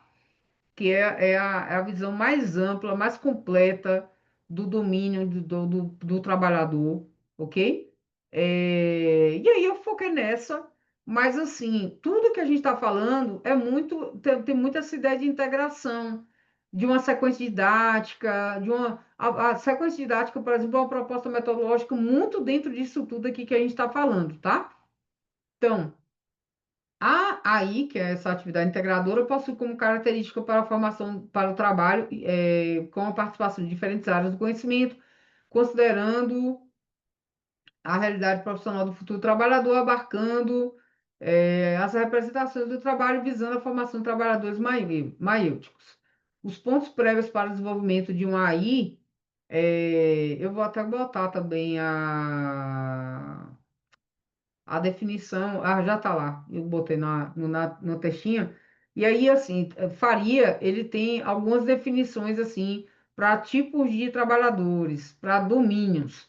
E aí ele coloca, por exemplo, aquele primeiro, que o trabalhador que não tem muito conhecimento sobre o que está realizando, que não tem uma formação e tal. Quando chega no maiêutico, ele é, ele é aquele trabalhador completo que consegue produzir a partir do seu conhecimento, que tem conhecimento, que é orientado, tá? Então, por isso que eu peguei era até para ter botado o conceito aqui, mas foi vacilo meu.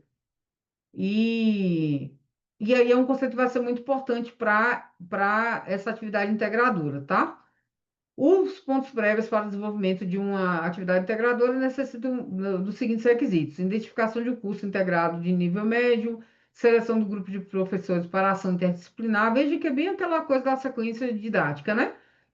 De ao menos um docente da área técnica, compreensão do contexto da atividade profissional do curso selecionado, percepção e inclusão da representação do trabalho como fundamento da educação profissional tecnológica e direcionamento para a formação do trabalhador maêutico. Então, além da interdisciplinaridade, o outro fator importante é a contextualização. Então, entra como fator relevante, imprescindível, garantindo essas questões, né, que envolvem o trabalho, os conteúdos do curso.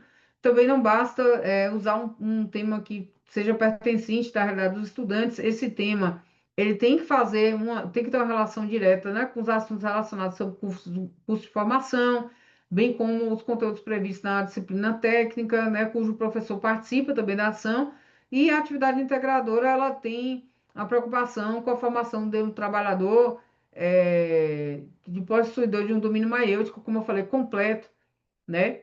Ele é uma pessoa que foi instruída a fazer, ele sabe como fazer, ele domina aquilo ali, ele não está simplesmente dependendo de alguém orientá-lo e tal, procurando auxiliar na formação do profissional omnilateral, compreendedor de conteúdo científico, né, afeito à postura ética, habituado à simbologia do seu trabalho, capaz de inovar e transformar positivamente a sua ocupação e que seja suficientemente instruído para gerir seu próprio futuro profissional. E aí eu botei logo tudo certo, não foi por preguiça essa aqui não, foi porque se eu mudasse ia ficar muito complicado para estudar depois, né? E aí é um texto muito específico, mas que meio que junta tudo assim, né, em casa, tá? E aí é isso. Eu estou cansadinha. Eu tinha que fazer essa questão. Eu vou encerrar, deixa eu terminar a gravação, porque ela vai ficar longa. Se